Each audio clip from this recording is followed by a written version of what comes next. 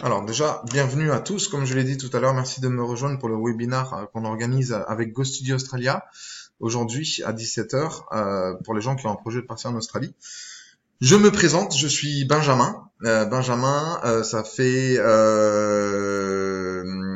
exactement 9 ans et demi que j'ai monté Go Studio Australia en France et ça fait depuis 2007 que Go Studio Australia existe. Nous sommes une agence d'éducation et on accompagne les gens qui ont un projet de partir étudier et travailler en Australie.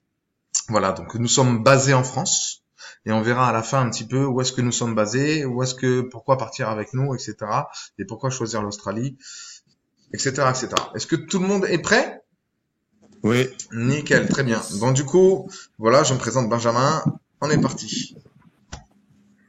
Alors, le sommaire d'aujourd'hui, on va essayer de faire court, comme une personne qui m'a posé la question tout à l'heure. Il y a énormément de choses à dire. Si on va point par point sur l'Australie, moi j'ai vécu 1 an en Australie. J'y vais de temps en temps pour le travail, en général tous les 2 ans pendant 3 semaines. On va faire assez général, d'accord? Si jamais vous avez des questions, bien évidemment, on est dispo. On est 4 personnes chez Go Studio Australia à répondre à toutes vos questions spécifiques, d'accord? Donc, si vous avez des questions, notez-les. On en discutera à la fin. Aujourd'hui, on va voir un petit peu le global de l'Australie. Donc, pourquoi partir en Australie? Pourquoi les gens décident de partir en Australie et pourquoi choisir cette destination? On va parler un petit peu aussi des démarches administratives qui sont, on va dire, la chose la plus importante avant de partir. Ensuite, on va avoir 2 points différents. Il y a 2 expériences que les gens reviennent vers nous, les Français, les Belges, enfin les gens qui sont en Europe veulent partir en Australie pour. C'est l'expérience en Working Holiday Visa, donc le fameux PVT. Ensuite, il y a l'expérience en visa étudiant, donc pour ceux qui veulent étudier, perfectionner leur anglais, aller à l'université, faire une formation professionnelle. On va parler un petit peu de l'hébergement aussi, parce que c'est un sujet assez délicat en ce moment en Australie. On va bien évidemment parler du travail. Et pourquoi? Parce que l'Australie, beaucoup de gens veulent aller en Australie pour travailler. Et ensuite, on va un petit peu développer pourquoi Go Studio Australia, qui sommes-nous, pourquoi partir avec nous, quels sont les avantages, etc., etc. Voilà. Donc du coup, je passe à la slide suivante. Donc pourquoi partir en Australie? Alors juste, je reviens un petit peu avant de commencer. Je voulais voir si vous voyez un petit peu la petite créature que j'ai derrière en background, donc en fond d'écran. Est-ce qu'il y en a qui savent et qui connaissent le nom de ce petit animal? C'est pas. Ah, il y a quelqu'un qui a levé la main. Amélie. Oui, alors désolée, en fait, je vais être le boulet du groupe, je vois pas les slides. Ah, pourtant, est-ce que tout le monde voit ma présentation? Non, pas du tout. Non. C'est bon pas on dirait est-ce que vous voyez la présentation? Est-ce que c'est parce qu'on est sur le téléphone? Ah, peut-être, mais en fait, moi, en background, en fait, dans mon fond d'écran de ma vidéo, est-ce que vous voyez ma tête ou pas? Oui, on voit. Non, oui. Ah, voilà. Non. Voilà. C'est bon, je revois. Donc, du coup, vous avez un petit animal. Donc, petit animal, si jamais, est-ce qu'il y en a qui savent quel animal c'est? C'est le loup de Tasmanie? Non. C'est bien ça. C'est pas le loup de Tasmanie, mais c'est le chien, non? Un loup? Non, c'est pas un loup. C'est tout petit. Le chien? Le diable? Un marsupial? C'est un espèce de marsupial. Et ça a un nom spécifique. Bon, alors je vais pas traîner dessus. Donc ça s'appelle, il est magnifique. On va dire, c'est un petit animal qu'on retrouve un petit peu partout sur Instagram, qui est, on dit, instagrammable. On appelle ça un koka. Et ce koka, c'est un marsupial qui se trouve du côté de Perth, en fait. C'est à Rottnest Island, non? À Rottnest Island, exactement. D'accord? Donc, pour faire une excursion, vous pouvez aller voir, prendre le vélo, etc. Mais ça, c'était une petite aparté que j'avais mis en background sur ma présentation. Donc, je reviens à pourquoi partir en Australie. Déjà, avant de parler de tout ce qui est écrit et que vous pouvez voir en ligne, la première des choses, pourquoi les gens veulent partir en Australie, ça dépend des profils, ça dépend de l'âge. La première des choses, c'est le premier leitmotiv des gens qui veulent partir en Australie, c'est améliorer son anglais.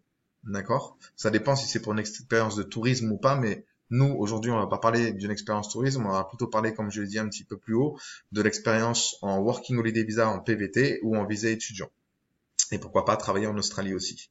Donc, premier leitmotiv, donc c'est améliorer son anglais. Deuxième, c'est sortir de sa zone de confort. Et on va dire troisième, c'est aussi pouvoir gagner aussi de l'argent. Parce qu'en Australie, on peut gagner de l'argent si on se débrouille bien, quel que soit son niveau d'anglais, quelle que soit son expérience professionnelle ou son éducation ou ses études. D'accord? Donc, comme vous pouvez voir, on voit la carte de l'Australie. Donc, pourquoi les gens veulent partir en Australie? Et après, d'après une étude qui a été faite, l'Australie est le 12e pays le plus heureux au monde où on se sent heureux. Ensuite, c'est la 3e destination la plus populaire pour une expérience à l'étranger. Donc, pour ceux qui veulent aller perfectionner l'anglais, avoir une expérience internationale, sortir de leur zone de confort, connaître autre chose, s'ouvrir au monde. D'accord? Ensuite, pourquoi l'Australie aussi? Parce que l'Australie est dans le top 15. Ils ont 3 villes étudiantes australiennes qui sont dans le top 15 des meilleures villes étudiantes au monde. De plus, on rajoutera pourquoi partir en Australie? Ben parce qu'il y a une diversité de faune et de flore qui est unique au monde. Les koalas, les kangourous, les serpents, enfin voilà, tout des choses qu'on ne peut pas retrouver ailleurs, tout simplement. Il y a aussi le côté un petit peu way of life australien, c'est-à-dire le côté un peu cool, chill. Les gens sont super sympas, ils sont hyper avenants.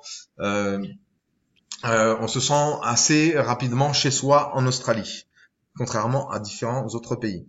On peut aussi faire des rencontres internationales parce que c'est un pays qui est cosmopolite et ultra culturel. Il y a des gens qui viennent vraiment des 4 coins du monde pour aller en Australie, que ce soit pour s'installer en vacances ou pour travailler.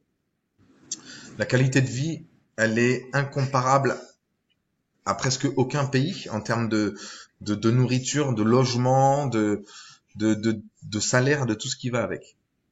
Ensuite, il y a la possibilité aussi de voyager, étudier et travailler. On va voir un petit peu plus loin en termes de visa. Pour ceux qui ne connaissent pas les visas, la possibilité, comme je l'ai dit un petit peu plus haut, de perfectionner son anglais. Et aussi pour les jeunes qui nous rejoignent, parce que c'est souvent des jeunes, entre 18, 25, 30, il y en a des plus âgés, parce que nous aussi on a accompagné des familles qui avaient pour projet de changer de vie.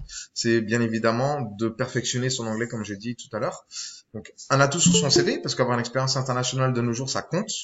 Et aussi, comme nous sommes une agence d'éducation à la base, le système éducatif qui est reconnu à travers le monde. Voilà. Deuxième slide. Donc, les démarches administratives. Donc, les démarches administratives, avant de partir en Australie, il y a des choses à faire et à savoir. Donc, la première chose, pour pouvoir voyager dans un pays qui est hors de l'Union européenne, il faut avoir un passeport qui est valide. Donc, pour ceux qui veulent partir en Australie, qui ont déjà fait un visa ou qui veulent appliquer un visa, sachez que il faut faire attention à la date de péremption du passeport, qui ne doit pas être moins de 6 mois après la date de retour, enfin de fin de visa, tout simplement. Donc, il faut faire très attention à ça.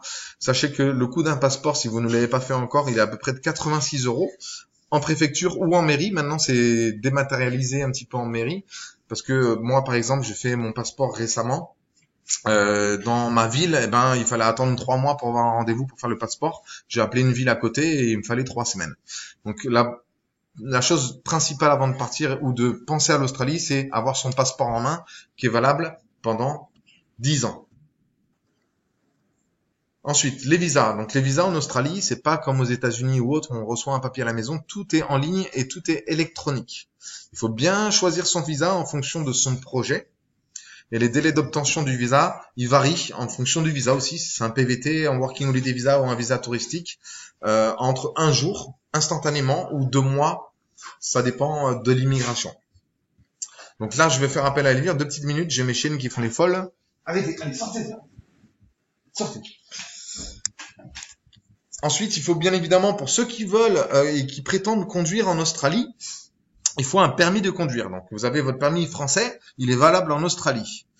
On entend beaucoup, parce que je pense que les gens qui sont là aujourd'hui, ce soir, cet après-midi avec moi, se sont déjà un petit peu renseignés sur l'Australie. On entend beaucoup parler du permis international. Alors, il faut savoir que ce permis international, à l'époque où je suis parti, c'était délivré en 2 jours via la préfecture. Maintenant, tout se fait en ligne, mais les délais d'obtention peuvent aller de 3 à 7 mois. Et c'est juste, en fait, un papier avec une photo qui n'a aucune valeur juridique. Donc moi, je vous déconseille de partir sur le permis international parce que il y a d'autres solutions. Donc le permis de conduire, vous pouvez en faire une traduction NATI certifiée australienne. On a une partenaire qui s'appelle Chloé Sotro, dont Elvire dans le chat, va vous envoyer le lien normalement pour vous connecter sur son site internet et faire une demande de devis de traduction de permis international si jamais vous souhaitez conduire en Australie ou acheter une voiture. Et cette traduction NATI, elle est valable pendant 1 an, donc vous êtes tranquille. Ensuite, il y a la possibilité aussi de transférer son permis français en permis australien pour un coût de 49 $ auprès du département du transport de chaque État australien. Là, Elvire, elle va vous envoyer aussi donc le lien dans le chat que vous allez retrouver en fonction des États, comment faire un transfert donc d'un permis étranger sur un permis australien. Donc le coût il est de 49 $, mais c'est un investissement. Pourquoi? Parce que derrière vous allez avoir un permis australien en format carte bancaire et ça va vous servir aussi de carte d'identité pour en Australie. C'est-à-dire mettre votre passeport au chaud et ne pas vous trimballer tout le temps avec votre passeport quand vous allez vous déplacer, vous allez faire un road trip ou autre, etc. Vraiment le garder au chaud parce que par exemple dans les bars en Australie ou dans les bars il y a souvent des salles de jeu. Ils vont vous demander, avant de rentrer dans le bar, votre pièce d'identité. Donc la pièce d'identité, ça peut être aussi, bien évidemment, le permis australien. Donc ça, toutes les démarches se font sur place, bien évidemment. Elvire, est-ce que tu es là? Oui, Tu as pu poster les liens? oui, c'est fait. Nickel. Merci à toi. Je te souhaite une excellente fin d'après-midi. Merci. Donc si tout le monde voit encore mon écran. On parle de l'assurance. Il faut savoir que... Ouais, excuse-moi, Benjamin, Oui, je peux te couper dis-moi. juste 2 secondes. Si on n'a pas de permis de conduire, c'est un problème? Ah, pas du tout. Alors par contre, tu ne pourras pas ni louer de voiture, ni acheter de voiture. Ouais, voilà, d'accord, ok. Donc, Tu peux te déplacer en Australie, tout est bien établi au niveau... c'est pas une condition sine qua non d'avoir le permis. Pas du tout. C'est juste qu'on parle des démarches administratives qui sont les plus indispensables, on va dire. Ok, D'accord. ok, ça Sachant va. que s'il y a des gens si- qui sont mineurs, s'ils veulent louer une voiture, c'est comme en métropole, on peut pas louer de voiture si on a moins de 21 ans en Australie. Et ceux qui veulent D'accord. ils devront acheter une voiture. Parce que là, en fait, là, je dois le passer. Mais ça, je pense que tu vas y venir après à l'âge. Moi, j'ai 34 ans, donc tu vois, donc là, je suis pas du tout, donc j'ai pas le permis, donc Ouais. du coup, si je passe le permis, que je l'ai ou que je l'ai pas, là tout de suite, c'est pas un problème. Non, c'est pas un problème, hein. Ça n'empêche pas de partir en Australie, hein. C'est juste les démarches administratives qui sont, on va dire, Ok. indispensables Ça et va. pseudo-indispensables parce qu'on va dire que les gens qui participent ce soir ont différents projets. Il y en a, c'est partir à l'aventure en visa de Ouais. chance travail, travailler, voyager. Il y en a, ils veulent étudier, perfectionner leur anglais. Enfin, il y a différents profils. Là, on va voir assez large. Dans tous les cas, vous serez suivis. On a une équipe de 4 personnes chez Go Studio Australia. On était basé à Toulouse. Maintenant, on est tous en télétravail. On sera là pour répondre à toutes vos questions personnelles en dehors de ce webinaire.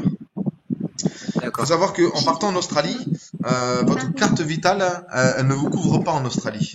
D'accord? Donc, il faut faire attention à ça. Ni votre carte bancaire, si vous avez payé votre vol ou votre visa ou autre avec une carte bancaire Gold, ça ne couvre pas en dehors du tourisme pour une assurance santé à l'étranger ou rapatriement. D'accord? Donc, pour cela, on vous conseille de prendre une assurance privée. On a des partenariats, ça aussi, on vous enverra les liens pour pourquoi choisir une assurance privée, etc., avec des réductions.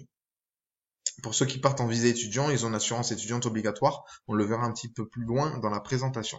Tout ce qui est compte en banque en Australie, c'est indispensable pour travailler. Vous allez me dire, oui, mais moi j'ai un compte en banque Revolut, j'ai N26, etc., etc.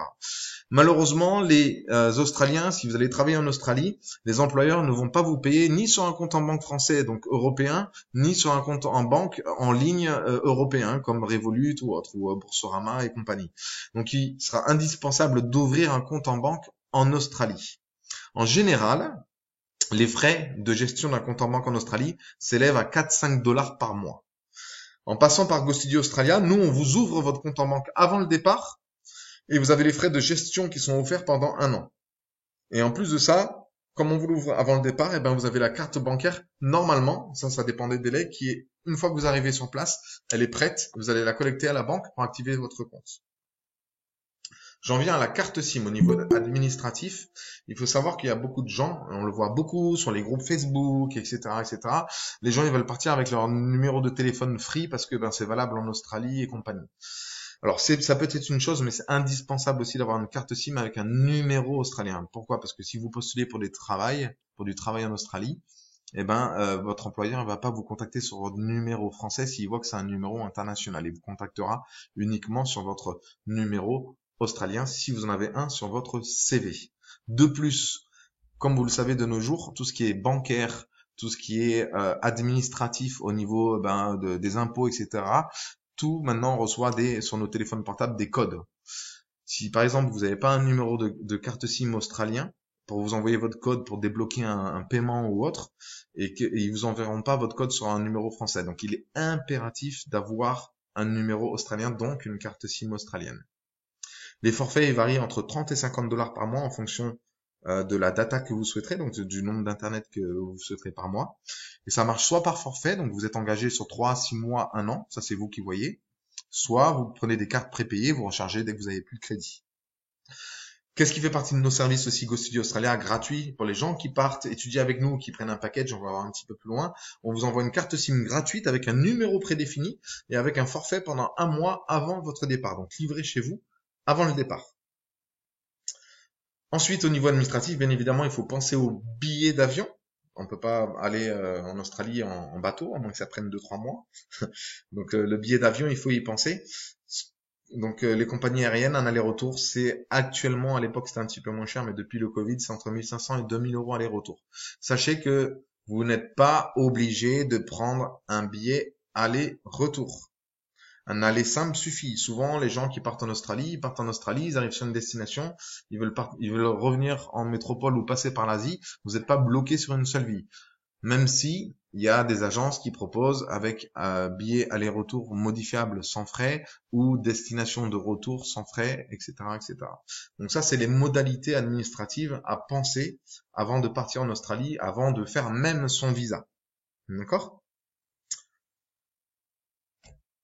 Ensuite, on va parler donc de l'expérience en Working Holiday Visa, le fameux PVT. Donc ce PVT-là qui existe depuis certaines années entre un accord bilatéral entre l'Australie et la France. C'est valable aussi pour les Belges. On va voir un petit peu les modalités. Je ne sais pas s'il y a des Belges avec nous. Il y a juste une petite différence, c'est par rapport à l'âge au niveau des Belges. Donc ce fameux visa vacances-travail, c'est un visa comme son nom l'indique, visa vacances-travail, pour aller voyager et travailler en Australie pendant 1 an sur le premier visa. Donc, pendant ce visa-là, vous avez la possibilité d'étudier, si vous le souhaitez, pour perfectionner votre anglais entre 1 mois jusqu'à 4 mois de cours d'anglais. Ce qui ne vous empêche pas de travailler à côté. Pour l'âge, c'est entre 18 et 35 ans. Donc, j'ai eu quelqu'un tout à l'heure qui m'a dit qu'il avait 34 ans. Il peut appliquer au visa, il faut qu'il soit accordé la veille des 36 ans. Donc, il aura jusqu'à 35 ans, 11 mois et 29 jours pour appliquer à son visa, le soumettre à l'immigration afin qu'il soit validé. Pour les Belges, malheureusement, pour l'instant, la loi n'est pas encore passée. Les Belges, c'est entre 18 et 31 ans. Donc, la veille de leurs 31 ans.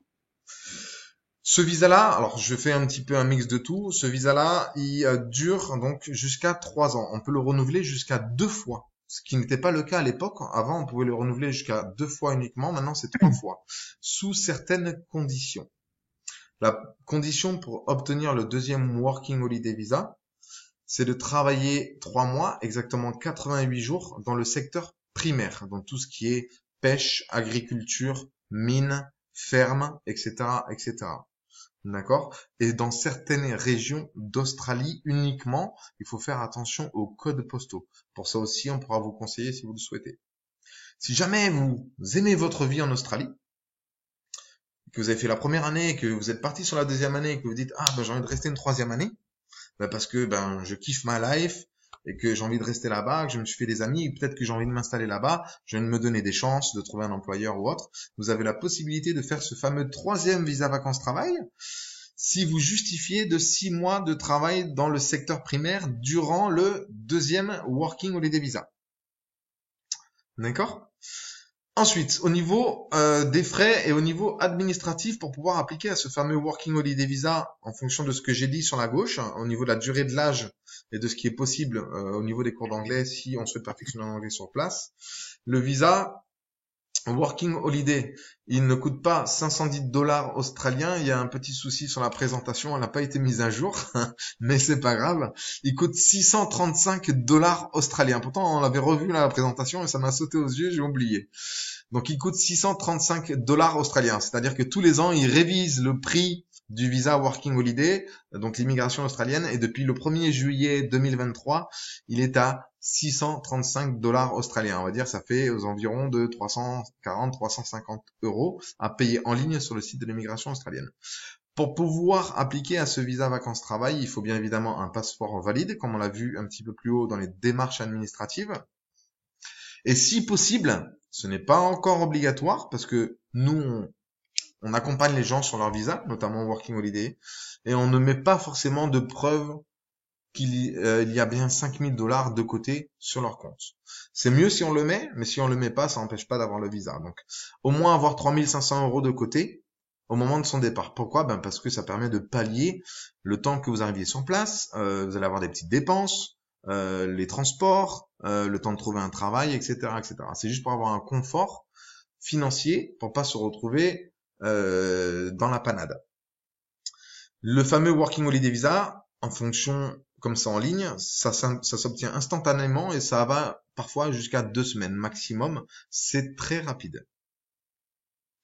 Je vais en revenir au travail parce que la plupart des gens qui partent en Working Holiday Visa, ils veulent aller travailler en Australie pour pouvoir renflouer les comptes et pouvoir autofinancer aussi leur vie sur place et leur voyage. Vous avez le travail à temps plein qui est autorisé. Il n'y a pas de limite. Vous pouvez travailler 20 heures par semaine comme 150 heures par semaine et vous pouvez cumuler plusieurs travails si vous le souhaitez. La seule restriction qu'il y a et qui est revenue en vigueur, parce que pendant le Covid, elle n'y était plus, c'est que vous avez la possibilité maximum de travailler 6 mois pour le même employeur. Voilà, c'est la seule restriction qu'il y a sur le fameux visa vacances-travail. Ce visa, il est fait pour quel type de projet? Ce serait pour les gens qui souhaitent partir 6 mois minimum en Australie. Pourquoi? Parce que ce visa, il est valable une seule fois dans sa vie entre 18 et 35 ans, sauf si pendant la première année, vous avez fait vos 88 jours de travail dans le secteur primaire pour valider une deuxième année. Mais on a eu beaucoup de cas, par exemple, de gens qui sont partis pendant leur stage d'études, ils ont trouvé une entreprise, j'ai 2-3 mois de stage à faire, j'ai trouvé une entreprise en Australie, j'utilise mon Working Holiday Visa, ils l'ont utilisé, ils reviennent en Europe, en France, ils finissent leurs études, et le visa, ils n'ont pas fait les fermes, ils peuvent pas faire deuxième Working Holiday Visa, donc ils sont bloqués. Donc on vous déconseille, après c'est vous qui choisissez, de choisir ce type de visa si vous partez pas au moins 6 mois. Parce qu'il est valable qu'une seule fois dans la vie, jusqu'à 35 ans, et ce serait dommage de l'épuiser. Vous avez la possibilité de voyager et travailler, de perfectionner votre anglais en commençant votre aventure avec une école de langue, un séjour linguistique, fait par GoStudy sur mesure. Et c'est aussi pour les gens qui veulent une expérience professionnelle, comme je l'ai dit au tout départ, une expérience professionnelle internationale, enrichir son CV, sortir de sa zone de confort et aussi débloquer certaines choses chez certaines personnes, la timidité, aller de l'avant, etc., etc. Voilà. Et ça reste malgré tout une aventure inoubliable pour tous ceux qui partent en Working Holiday Visa. Alors, qu'est-ce qu'on propose nous pour les gens qui partent en Working Holiday Visa, pour ceux qui ne veulent pas étudier? Pourquoi? Parce que nos services sont gratuits pour tous ceux qui étudient en Australie. Mais il y a des gens qui ne veulent pas étudier parce qu'ils n'ont pas le budget, parce qu'ils pensent qu'ils ont un bon niveau d'anglais. Et on propose des packages d'accompagnement pour partir en Australie à différents tarifs. Donc avec les services d'accompagnement de GoStudy Australia qu'on va énumérer un petit peu plus loin. Donc vous avez les services de GoStudy Australia, donc le conseil, l'accompagnement sur mesure, les cours d'anglais, donc le Work and English, le basique, entre 4 et 7 semaines de cours, vous êtes accompagné pour 299 $ et vous avez la possibilité aussi de choisir un hébergement en option, que ce soit en auberge de jeunesse ou en appartement ou en colocation ou en résidence étudiante. Ensuite, on propose pour tous ceux qui partent plus de 2 mois de cours d'anglais ou autres en Working Holiday Visa. Donc, nos services sont entièrement gratuits. Ils partent 2 mois de cours d'anglais. Ils ont tout gratuit, le compte en banque, la carte SIM, on s'occupe de faire le visa, etc. Et aussi, on peut vous proposer un devis personnalisé pour le logement. De toute façon, vous allez recevoir donc le détail et la brochure ainsi que les tarifs et comment s'inscrire si vous le souhaitez pour les packages pour ceux qui souhaitent étudier et ne pas étudier et être accompagnés par GoStudy Australia dans un email demain matin. Donc, ensuite, on a les packages donc sans cours, donc le buyer side, on a juste les services d'accompagnement à GoStudy Australia. Ensuite, vous avez le package Work and Explore avec hébergement en auberge de jeunesse en arrivant sur place pendant 1 semaine ou 2 semaines au choix. Et ensuite, vous avez, pour ceux qui veulent un peu plus de confort, et notamment c'est valable que sur Sydney, donc c'est le Work and Explore en appartement, donc en colocation, avec le transfert aéroport pour 4 semaines en colocation pour ceux qui souhaitent rester à Sydney pendant un certain temps, le temps d'organiser leur road trip ou autre. Voilà. Alors, on va juste regarder un petit témoignage de quelqu'un qui est parti en Working Holiday Visa, notamment sur la Gold Coast, qui est un ancien de nos étudiants. Donc, je vous laisse regarder la vidéo. Et je la mets. Vous entendez le son?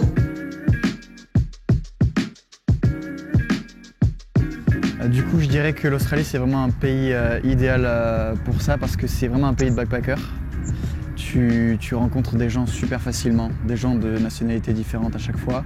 C'est un petit peu comme si on était tous dans la même galère, entre guillemets. Donc ça, je trouve ça super intéressant. Et puis, les gens le savent, les locaux le savent et ils sont très ouverts à ça.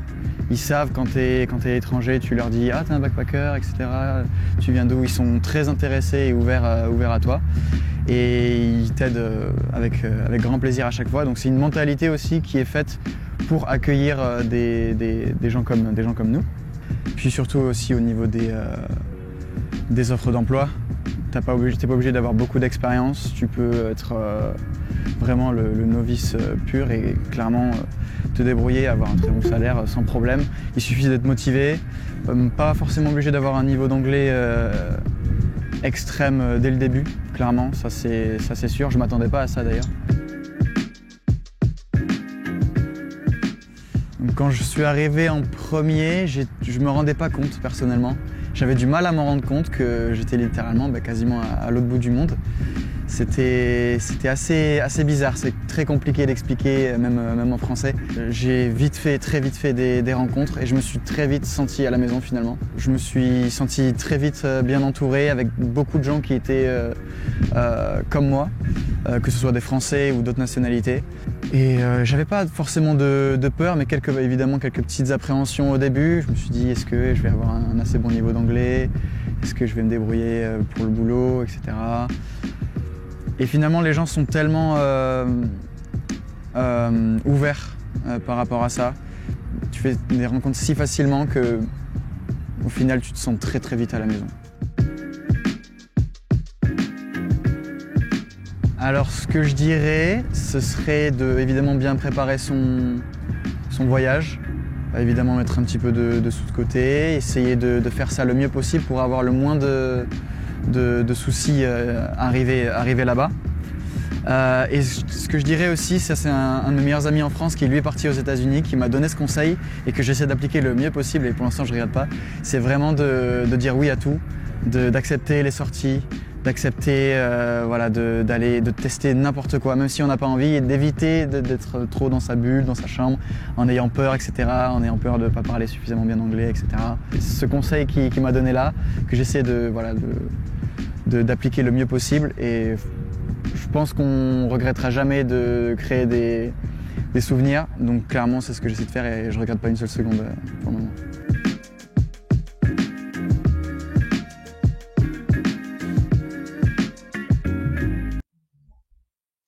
Est-ce que tout le monde est là encore? Oui. Parfait, très bien. Oui. Alors, donc là, on voit un petit témoignage d'un de nos étudiants qui est parti étudier sur la Gold Coast, qui disait, il faut éviter l'appréhension, se lancer et surtout ne jamais dire non. C'est-à-dire que vous allez rencontrer des gens des 4 coins du monde et participer à tout. C'est ce qui va vous permettre de vous ouvrir un petit peu et de faire des rencontres aussi. Parce qu'en Australie, pour le travail, pour ceux qui souhaitent trouver un travail, ça marche beaucoup par bouche à oreille, donc se créer un réseau. Voilà. Donc là, c'était le témoignage de Louis qui est parti, je crois, juste à la réouverture des frontières en Australie ou avant le Covid, je ne me souviens plus. Hop là, c'est pas celle-ci. Comment je change de slide? Voilà. Donc maintenant, on va parler de l'expérience étudiante, parce qu'il y en a qui veulent aller en Australie, soit pour économiser leur Working Holiday Visa, comme je l'ai dit tout à l'heure, qui veulent partir juste quelques mois et qui veulent vraiment revenir avec un bon niveau d'anglais, voire bilingue, en fonction de leur niveau actuel et de leur objectif. Donc vous avez l'expérience étudiante, donc c'est le fameux visa étudiant. Le visa étudiant, il est disponible entre 16 et 99 ans, et donc il n'y a pas de limite d'âge. C'est la possibilité d'étudier donc de 3 mois jusqu'à 3 ans et plus, pour ceux qui vont étudier à l'université, une licence, master, doctorat. Il faut savoir que le visa étudiant, en fait, il est égal à la durée d'études. Donc, si vous faites 6 mois de cours, vous allez avoir 6 mois de visa. Si vous faites 3 mois de cours, vous allez avoir 3 mois de visa. Et vous avez toujours 1 ou 2 mois de vacances à la fin de ce visa pour travailler ou voyager, si vous le souhaitez, en fonction de la durée du visa. Voilà. Donc, la durée, donc le temps de cours, donc c'est 4 mois, comme je l'ai dit un petit peu plus bas. Si vous faites 3 mois de cours, vous allez avoir un visa de 4 mois. Et vice versa, si vous faites plus de 10 mois de cours en Australie, donc plus de 10 mois, c'est à peu près 1 an, vous allez avoir 2 mois de vacances à la fin de ce visa. Le visa étudiant, quel est son prix? La première des choses qu'il faut savoir pour pouvoir faire un visa étudiant, c'est qu'il faut s'inscrire dans une école. Pourquoi? Parce que ce visa étudiant, on ne peut le faire sur le site de l'immigration uniquement que si on a payé son école et qu'on a les documents d'immigration qui permettent d'appliquer au visa. Ce qu'on appelle un COE, on va le voir un petit peu plus bas. Le visa étudiant, il coûte 715 $, ça fait à peu près 430, 450 € en fonction du taux de change en cours. Donc, qu'est-ce qu'il faut? Il faut une assurance étudiante obligatoire qui s'appelle l'OSHC, qui est une assurance médicale australienne à laquelle on est obligé de souscrire, qui coûte environ 45 $ par mois et qui est à payer en totalité avant le départ pour pouvoir appliquer au visa. Ensuite, le fameux COE, donc le COE, c'est le Confirmation of Enrollment, c'est le fameux sésame, on va dire, le document officiel d'immigration qui permet d'appliquer au visa étudiant. Et il vous faudra aussi une GT Letter. La GT Letter, c'est une lettre de motivation qu'on vous aide, nous, chez GoStudy, à préparer, qui explique pourquoi, du comment vous avez décidé d'aller étudier en Australie. On vous donne les grandes lignes pour vous aider, on vous la corrige avant de la soumettre à l'immigration. Il faut savoir, pour ceux qui habitent en France et qui sont français, on est obligé, malheureusement, depuis qu'il y a eu les attentats en 2015 à Paris, on est passé sur une liste où on doit passer des biométriques collection, c'est-à-dire on doit aller à Paris. Donc, pour ceux qui habitent dans le sud, c'est un peu compliqué, mais derrière, logistiquement parlant, on vous aide et on fait tout pour vous. Vous aurez juste à payer un billet d'avion ou un billet de train et payer la visite du rendez-vous biométrique qui est environ de 50 €. Mais il y a un déplacement à Paris qui est obligatoire. Le délai d'obtention de ce fameux visa étudiant, il est de 1 semaine à 2 mois. Ça dépend de s'il y a la queue à l'immigration, ça dépend du statut du visa, de si c'est quelqu'un qui a donné des informations qui sont à risque, etc., etc. Ce qu'il y a d'intéressant aussi sur le visa étudiant, en plus du Working Holiday Visa qui permet bien évidemment de travailler, c'est que le visa étudiant comparé au Canada ou aux États-Unis, en dehors de l'Union européenne, parce qu'en Union européenne, pour ceux qui veulent aller faire un séjour linguistique ou étudier en Union européenne, ils peuvent travailler, mais c'est qu'en Australie, sur le visa étudiant, on a la possibilité de travailler. C'est un des seuls pays, on va dire entre guillemets, au monde où on peut travailler sur un visa étudiant. Aux États-Unis, c'est interdit, au Canada aussi. Donc le travail est autorisé à mi-temps. Avant, c'était 40 heures toutes les 2 semaines. Maintenant, depuis très peu, c'est passé à 48 heures par semaine. C'est-à-dire vous avez le droit de travailler 24 heures par semaine, sachant que normalement, sur le visa étudiant, vous avez 20 heures de cours par semaine en ligne et en présentiel. C'est un peu splitté entre les deux, ça dépend du type de cours que vous allez choisir. Mais ça vous permet aussi de cumuler un travail à côté des cours à hauteur de 24 heures par semaine, donc 48 heures toutes les 2 semaines, ce qui va vous permettre d'autofinancer votre vie sur place, donc tout ce qui est transport, téléphonie mobile, hébergement, nourriture et compagnie. Voilà. L'avantage comparé au Working Holiday Visa qu'on a vu un petit peu plus haut, c'est que sur le travail, vous avez la possibilité de travailler en illimité pour le même employeur. Donc si vous avez un visa étudiant de 1 an et que vous trouvez un employeur et qui est un petit peu réticent parce que il veut pas embaucher quelqu'un que pour 6 mois. Parce que on t'entend plus, Benjamin. Ah. On n'entend plus. On ne m'entend plus, ça a coupé. Vous m'entendez là? Oui, c'est bon. Ouais.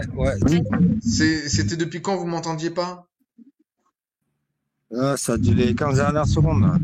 Ah d'accord, bon, alors du coup j'en étais sur le travail. Comparé au Working Holiday Visa, le travail, on peut travailler en illimité pour le même employeur. C'est-à-dire que c'est un J'aurais avantage. une question d'ailleurs, Benjamin, excuse-moi de te couper, j'ai Oui. pas entendu les... Merci. Pardon? J'aurais une question dès que tu peux, s'il te plaît, pour le Oui, travail. vas-y, dis-moi. Ah, je peux y aller? Ok, parce Oui, que oui. j'étais au téléphone, là, j'ai loupé les 10 dernières minutes. On m'a appelé en même temps. Moi, donc c'est moi qui ai parlé tout à l'heure, qui ai 34 ans, Oui. et donc qui compte partir en Australie. J'ai une activité entrepreneuriale, moi, Oui. qui me permet de travailler où je veux dans le monde. Donc, c'est-à-dire, j'ai juste besoin d'une connexion Internet et d'un téléphone. Mais comme chez Donc, comme GoStudy. du télétravail un petit peu, est-ce que ça peut, c'est pas interdit? Par exemple, je peux travailler là-bas, faire un Pas petit job, par exemple, comme non, tu as pas dit du là. tout. Il y a aucun souci, hein, tu peux continuer ton activité donc sur le territoire français, même à distance en Australie. Hein. Après, je sais pas comment tu factures tes clients, etc. Mais tu es auto-entrepreneur, Tu peux le faire depuis l'Australie, il y a aucun souci. Tu auras Mes juste à clients sont déclarer à tes revenus l'étranger en en France. général. Ouais, ouais. Pardon? Donc, je dis mes clients, ils sont à l'étranger en général. Voilà. Donc, ça, Il y a aucun souci. En fait, le visa, d'accord. c'est pour ceux qui veulent partir, par exemple, en Working Holiday Visa, si tel est ton cas.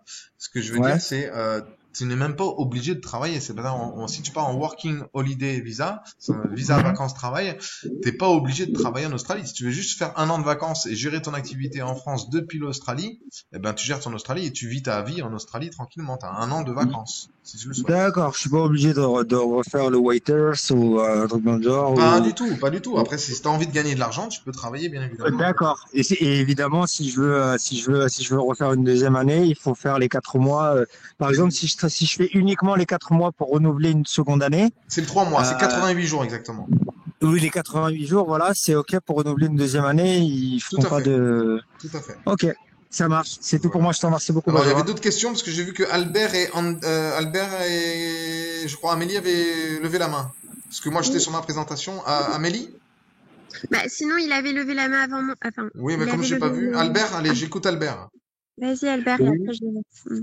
Oui, les départs sur l'Australie peuvent se faire à quel moment, notamment pour un visa étudiant, pour, je dirais, se parfaire en anglais, et puis peut-être À n'importe quel après faire un moment. petit job, À à n'importe n'importe quel quel moment. À n'importe quel moment. Il faut prévoir, on va dire, dans le rush, moi, ça m'est déjà arrivé de faire et avoir un visa étudiant en 3 semaines. Parce qu'il faut s'inscrire à l'école, là, on est sur l'expérience étudiant, visa étudiant, faut s'inscrire à l'école. Payer l'école pour avoir le document d'immigration. Et après, GoStudy, on vous accompagne gratuitement, parce que nos services sont gratuits dès que vous étudiez. D'accord? On s'occupe de tout administrativement parlant. Et si vous êtes, dans les clous et que vous êtes réactif, on va dire en 1 mois, même pas, on peut avoir le visa étudiant. D'accord, mais il y a comment dire le programme, par exemple, je sais pas, d'anglais, etc. Bon, admettons que ce soit un programme sur 4 mois, Oui. c'est pas tous les jours, ça démarre pas tous les jours. Il y a Alors, bien des sessions. Il y a des Alors, sessions. le truc, c'est que là, en fait, on parle de l'Australie vraiment de manière générale, comme je l'ai dit au début de la présentation, parce que si on veut développer, on n'est pas sur un webinaire spécial études en Australie, on est sur un webinaire la meilleure expérience de ta vie en Australie. On parle des différentes possibilités. Donc, pour parler du visa étudiant, en fait, il y a des rentrées en fonction du domaine d'études, que ce soit donc des cours d'anglais, il y a des rentrées tous les lundis toute l'année. Si c'est une formation professionnelle, de toute façon, on va le voir un petit peu plus loin, il y a des rentrées 1 fois par mois, et si c'est l'université, c'est 2 ou 3 fois par an. Ça dépend en fait du domaine d'études où vous voulez vous orienter. D'accord. Par exemple, pour une bachelière Oui, qui aurait son bac en France, oui, pour lequel moi je voulais faire une année de césure pour ma fille tout à et fait. lui permettre d'aller en Australie, par exemple, Oui, se parfaire en anglais pour avoir un niveau, alors on va dire comme ça, C1 ou oui, C2. oui. Voilà. Voilà, comment ça se passe? Est-ce qu'il y a des écoles dédiées pour cela ou parce que là, bon, elle pourra pas rentrer directement sur une université pour étudier, je dis n'importe quoi, les maths ou la physique. Tout à fait, oui. Non, c'est vraiment Il y a, en fait, il y a anglais, quoi. différentes familles d'études en Australie. Vous avez tout ce qu'on appelle, et je le développe pas forcément ce soir parce que, comme je l'ai dit au tout début D'accord. de la réunion, on pourrait en parler des heures de l'Australie, le webinaire Oui, pourrait durer oui. 3-4 heures. Si on parle sur, Oui. pour répondre, on a différentes familles, en fait. On a le HELICOS. L'HELICOS, c'est tout ce qui est séjour linguistique, cours d'anglais, de perfectionnement linguistique, préparation C'est d'examen ça. de langue. Donc, HELICOS. Ensuite, vous avez les VET, les fameuses formations professionnelles, ce qu'on appelle les Vocational Education and Training Courses. Ce sont des formations Ok. professionnelles type CAP, BEP, BTS à l'australienne pour Oui. faire une formation dans un domaine spécifique. Et après, vous avez tout ce qui est licence, D'accord. master, doctorat, ce qu'on appelle Higher Education. Quand vous me parlez d'années de césure, on a aussi des programmes d'années de césure. Donc, soit année de césure linguistique, où là, vous partez Oui. pour 6 mois, 1 an, perfectionner votre anglais et revenir avec un C'est diplôme ça. international IELTS ou Cambridge, ou soit vous partez Oui. sur une année de césure professionnelle, vous voulez faire une formation professionnelle, vous avez déjà peut-être, je sais pas, une licence je sais pas, dans l'administratif, je prends quelque chose d'assez banal, et que vous voulez vous perfectionner dans le marketing, vous pouvez faire une année de césure en perfectionnement professionnel dans le marketing digital, par exemple. Et ensuite, Mhm. on peut faire aussi une année de césure, sans que forcément ça prenne en compte les études supérieures, dans des universités australiennes, en étudiant des sujets spécifiques. on sélectionne. D'accord. Et ça, c'est Elvire, la spécialiste. En fait, on va tout vous envoyer demain. Là, c'est assez général ce soir parce qu'on pourrait, vous voyez, il est déjà 17h43 et ma présentation, elle n'est pas finie, mais je prendrai le temps. Mais derrière, après, nous, on va vous recontacter. Vous allez être recontacté par un conseiller de chez Go City Australia pour parler de votre projet ou du projet de vos enfants. Ça, il n'y a aucun souci par rapport à ça. Très bien. Très bien. D'accord? Merci Parce que beaucoup. c'est tellement détaillé et vague, on pourrait en parler pendant des heures. D'accord, très bien. Mais bon, par exemple, dans le cas où, je dis n'importe quoi, l'année prochaine, elle a son bac, on est au mois de juillet 2024. Oui. Je dirais son perfectionnement en anglais, vous avez compris, hein, ce serait soit après pour obtenir, pourquoi pas, une équivalence avec un diplôme Cambridge ou Oui, pas. tout à Hein, fait. peu Oui. importe, En hein, fonction de son niveau mais actuel. voilà, Oui. d'avoir un certificat comme quoi, bon, elle a un bon niveau en anglais, ça dure 6 mois. Est-ce qu'il y a, je dirais, un démarrage sur cet accompagnement Oui, tout à en fait. cours? Tout Ça à va fait. commencer Oui, oui, en on s'occupe de septembre, tout de A à Z. Il y a des rentrées tous les lundis toute l'année, par exemple, sur ce type de programme. D'accord. Tous les lundis toute l'année. De toute façon, vous enverrez les informations. Après, pour vous envoyer des devis personnalisés, vous allez soit parler avec Elvire, Perrine ou Alexandre. C'est les 3 conseillers chez moi. Super. D'accord. Super. Merci. Et on retient votre nom. De toute façon, tout est enregistré. Moi, je ferai un topo demain à l'équipe. Ok, merci. Et on sera là, en fait, vraiment, on fait du sur-mesure. Nous, on a des brochures, bien évidemment, mais on essaie de s'adapter au projet de chacun. Par exemple, votre fille, vous dites, vous voulez qu'elle revienne avec un diplôme international de langue reconnue, IELTS ou Cambridge. J'aurais pu très bien développer pourquoi passer un IELTS, pourquoi passer un Cambridge et faire la différence entre les deux. Et ça, vous allez en discuter plus en personnel. Ok, d'accord, très bien. Ah D'accord. oui, bien sûr. Voilà. Ok, impeccable. J'espère avoir répondu à vos questions, monsieur Albert. Génie. Ouais, très bien, merci beaucoup. Allez, je reprends. Donc, pour quel type de projet? Le visa étudiant, donc séjour linguistique, formation professionnelle, études universitaires, ou pour ceux qui n'ont pas validé leur ferme. Par exemple, il y en a beaucoup qui le font et qui ont dépassé l'âge du fameux visa, PVT, du Working Holiday Visa. Ils repartent en Australie pour se donner des chances, pourquoi pas, de pouvoir immigrer sur place en temporaire en étudiant en Australie. Pourquoi? Parce qu'on peut travailler et autofinancer sa vie sur un visa étudiant en étudiant tout simplement. Donc soit pour retourner en Australie, donc ceux qui ont pas validé le travail en ferme ou ceux qui ont plus de 35 ans et qui ont plus de 31 ans pour les Belges. Benjamin, désolé. Oui, excuse-moi, je t'ai oublié. Excuse-moi. Je me permets, je te tutoie. Oui, je préfère. C'est parfait. J'ai plus de 35 ans, donc je vais être sur le territoire australien dans un mois pile. Oui. Donc c'est bon, j'ai fait le working holiday, donc c'est ok. Par contre, je me dis si j'ai envie de rester sur place, je pensais basculer du coup sur un visa étudiant parce que j'ai pas trop de possibilités à part me marier, le visa étudiant parce que j'ai compris. Ou ça on sait pas. Trouver un boulot. Mais bon, me marier, je suis pas prête et puis trouver un boulot qui me sponsorisait. Enfin, j'ai cru comprendre que le sponsoring marchait plus trop. Du coup, ça serait le visa étudiant. Oui. Et si c'est le visa étudiant, est-ce que je suis obligée de revenir en France? Non, pas du tout. Alors voilà, par exemple, le principe, le premier, je n'ai pas parlé au tout début parce qu'on pourrait en parler des heures si on parlait sur chaque visa. Là, c'est assez global. On a fait si vous retournez sur notre chaîne YouTube, on a fait un webinaire spécial Working Holiday Visa, on a fait un webinaire spécial étudiant.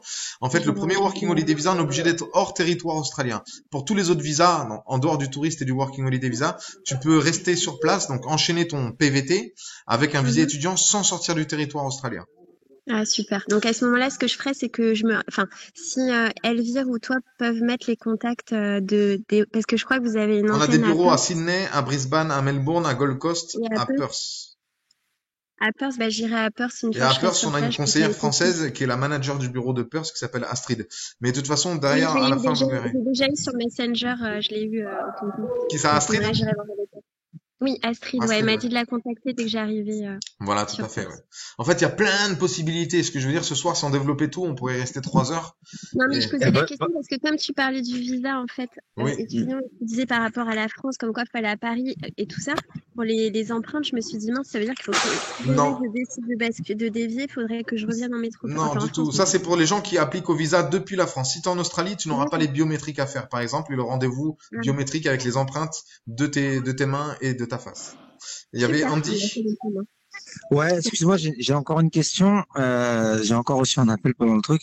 Là, là, j'ai 34 ans là aujourd'hui là. Oui. Ok. Si j'ai entendu que tout à l'heure tu avais évoqué le PVT Canada. Là, on est sur l'Australie, on est d'accord. Mais est-ce que tu penses que c'est short time, par exemple, si de faire les deux, c'est-à-dire de s'inscrire sur, par exemple, un PVT Canada C'est totalement et ensuite différent. ou est-ce que niveau timing, ce serait impossible de le faire? Je sais pas. Est-ce que tu as appliqué? Parce que en fait, le visa PVT Canada, c'est des poules en fait, c'est tiré au sort. Alors que Ouais, l'Australie, c'est c'est un instantané. tirage au sort. C'est unlimited. Voilà, donc c'est tirage au sort et Australie, c'est unlimited. Il y a pas de quota en fait.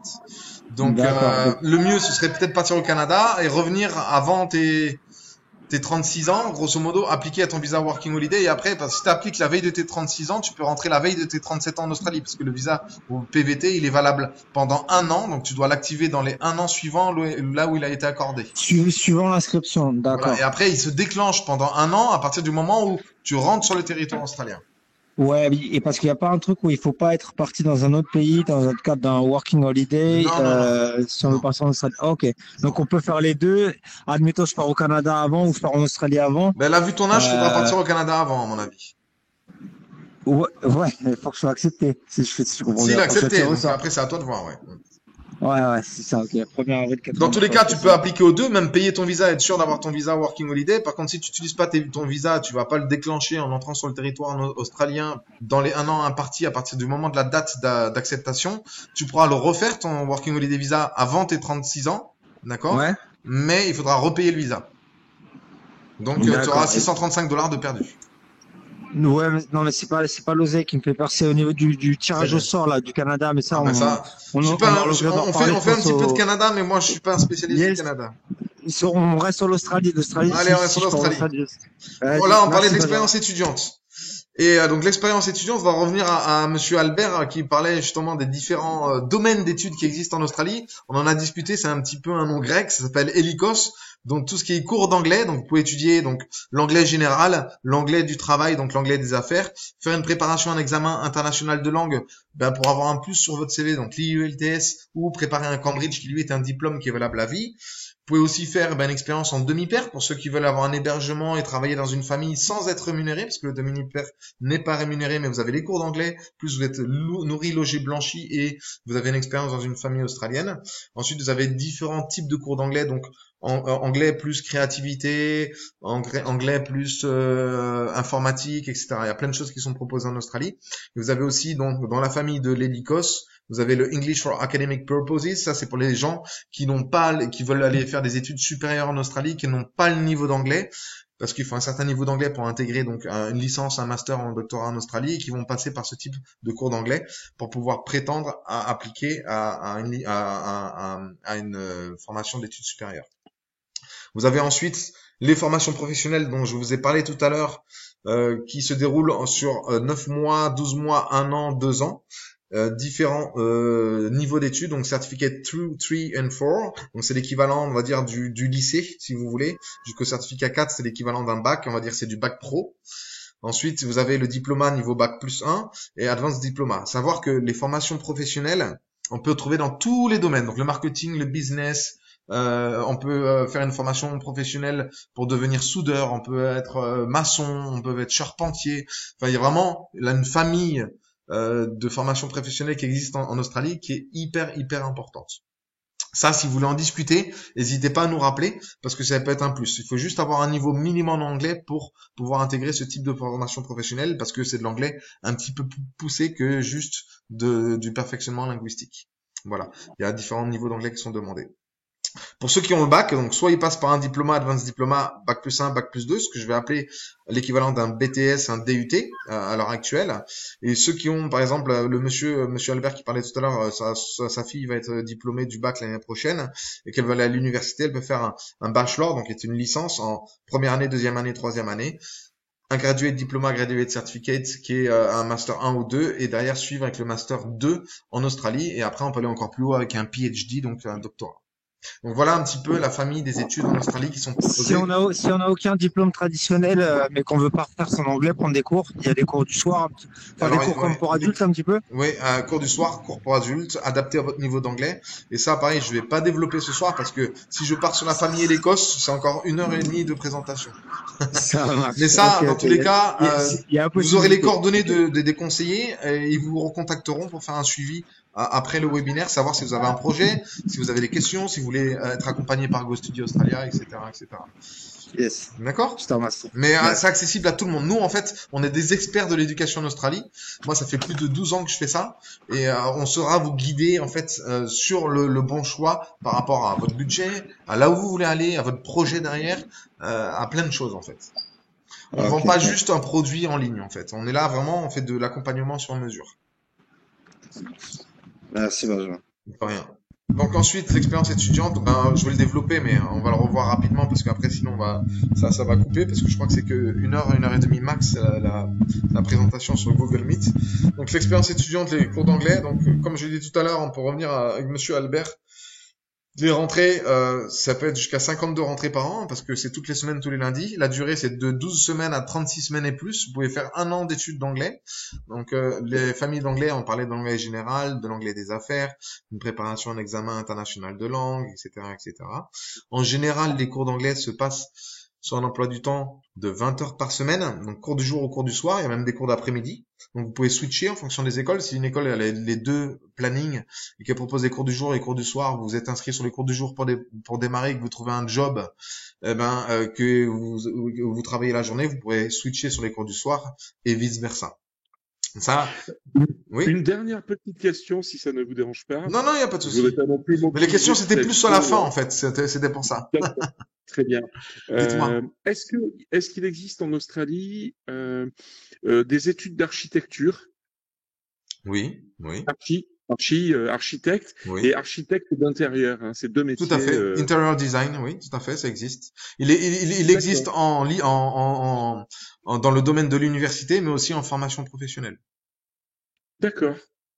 Donc ça existe bien évidemment. Ça, comme je vous l'ai dit, prenez contact avec nous, avec un conseiller, on fera un suivi personnalisé en fonction de ce que votre fille veut faire, en fonction de son niveau d'anglais, de votre budget, de quand est-ce qu'elle veut partir, la destination à choisir, etc. On essaie de faire du sur-mesure. Voilà. Ok, très bien, merci beaucoup. Hein. Avec grand plaisir. Du coup, donc je parlais on était sur le ELICOS, les cours d'anglais, les séjours linguistiques, pour ceux qui veulent, soit sur le PVT, commencer leur aventure avec 2-3 mois de cours d'anglais pour perfectionner l'anglais, rencontrer du monde, se sentir un petit peu plus à l'aise, sachant qu'ils peuvent travailler à côté parce que c'est juste 20 heures de cours par semaine. Et les prérequis, il n'y en a aucun pour l'anglais général, et en fonction des cours spécifiques, vous avez un niveau d'anglais qui est demandé parce que il y a pas d'intérêt à suivre un cours dans, je sais pas, une préparation à un examen international de langue Cambridge Advanced si vous avez un niveau B1, d'accord? Donc on est là aussi en termes de experts de l'éducation en Australie pour vous accompagner par rapport à votre niveau d'anglais et vous guider par rapport à cela. On a des tests d'anglais gratuits qui permettent d'évaluer le niveau même à distance. Ensuite, on parle des formations professionnelles, entre 2 et 12 rentrées par an, comme je vous l'ai dit, ça dépend si c'est dans le public ou le privé. Les formations professionnelles, on peut trouver dans tous les domaines, j'ai anticipé tout à l'heure. Donc, la durée, c'est entre 6 mois et 18 mois et plus, voire 2 ans.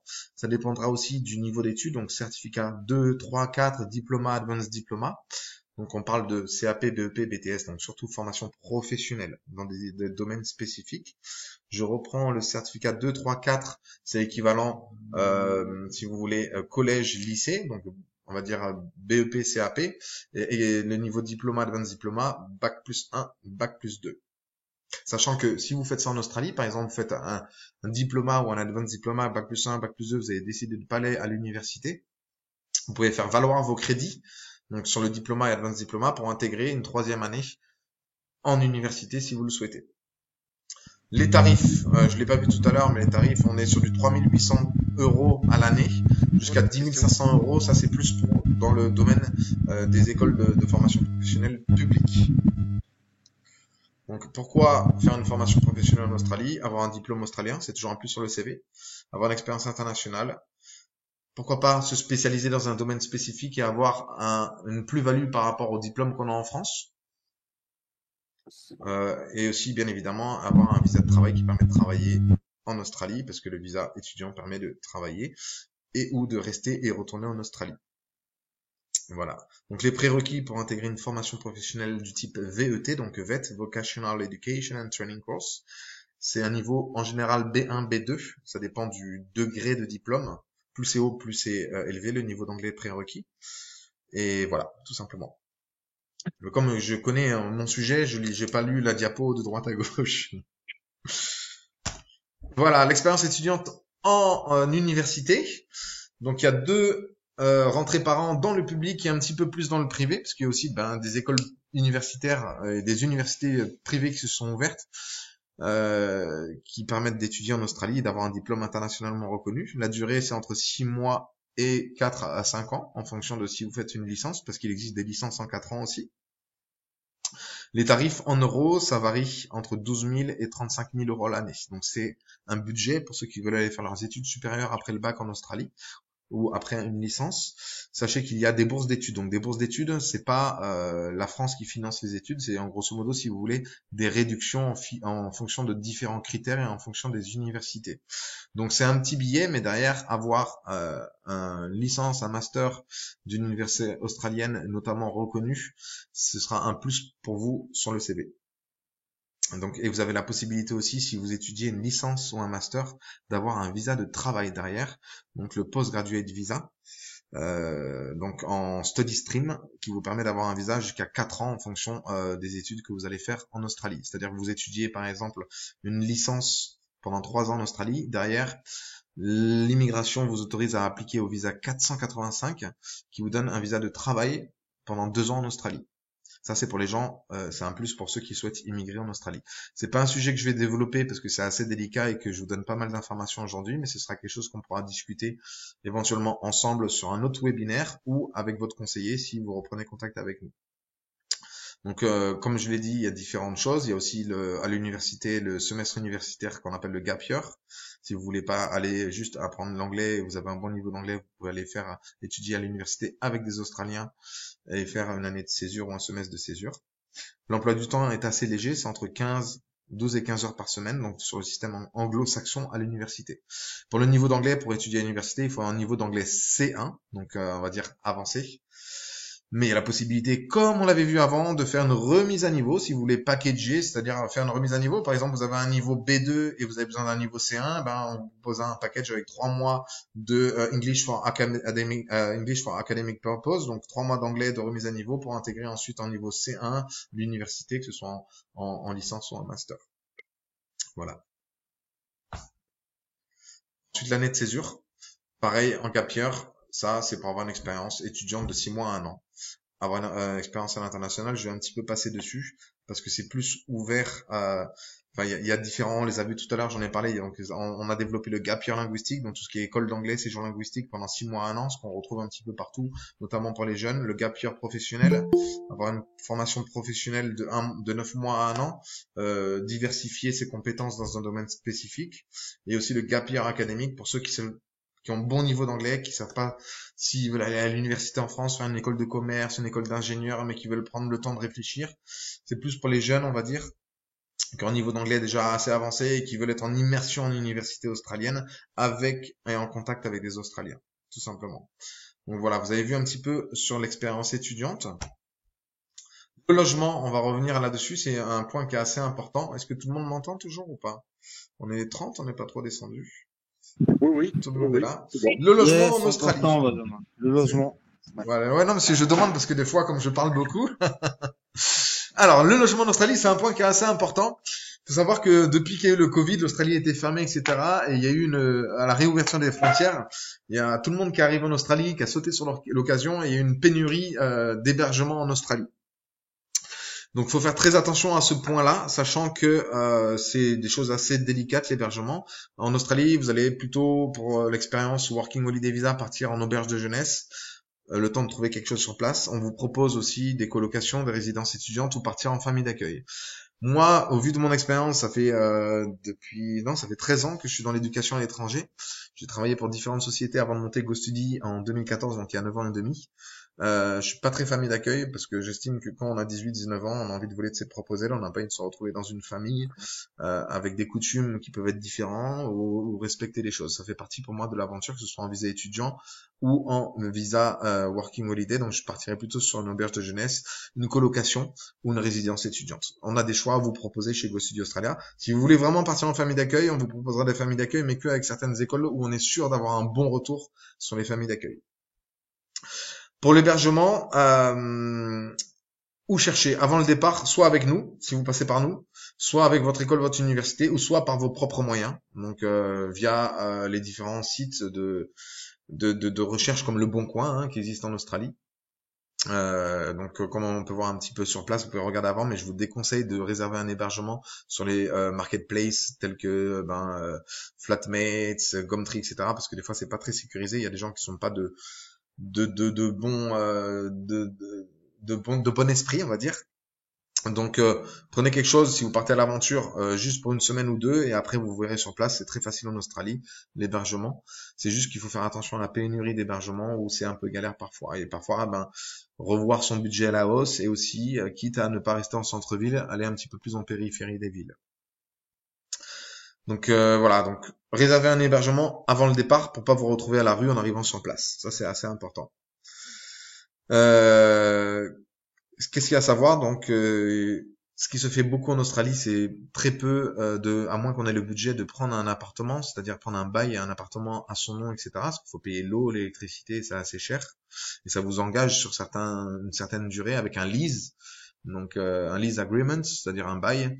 En général, les gens qui partent en Australie, que ce soit en PVT ou en visa étudiant, c'est plus de la colocation, chambre à partager, etc., en chambre simple ou chambre double.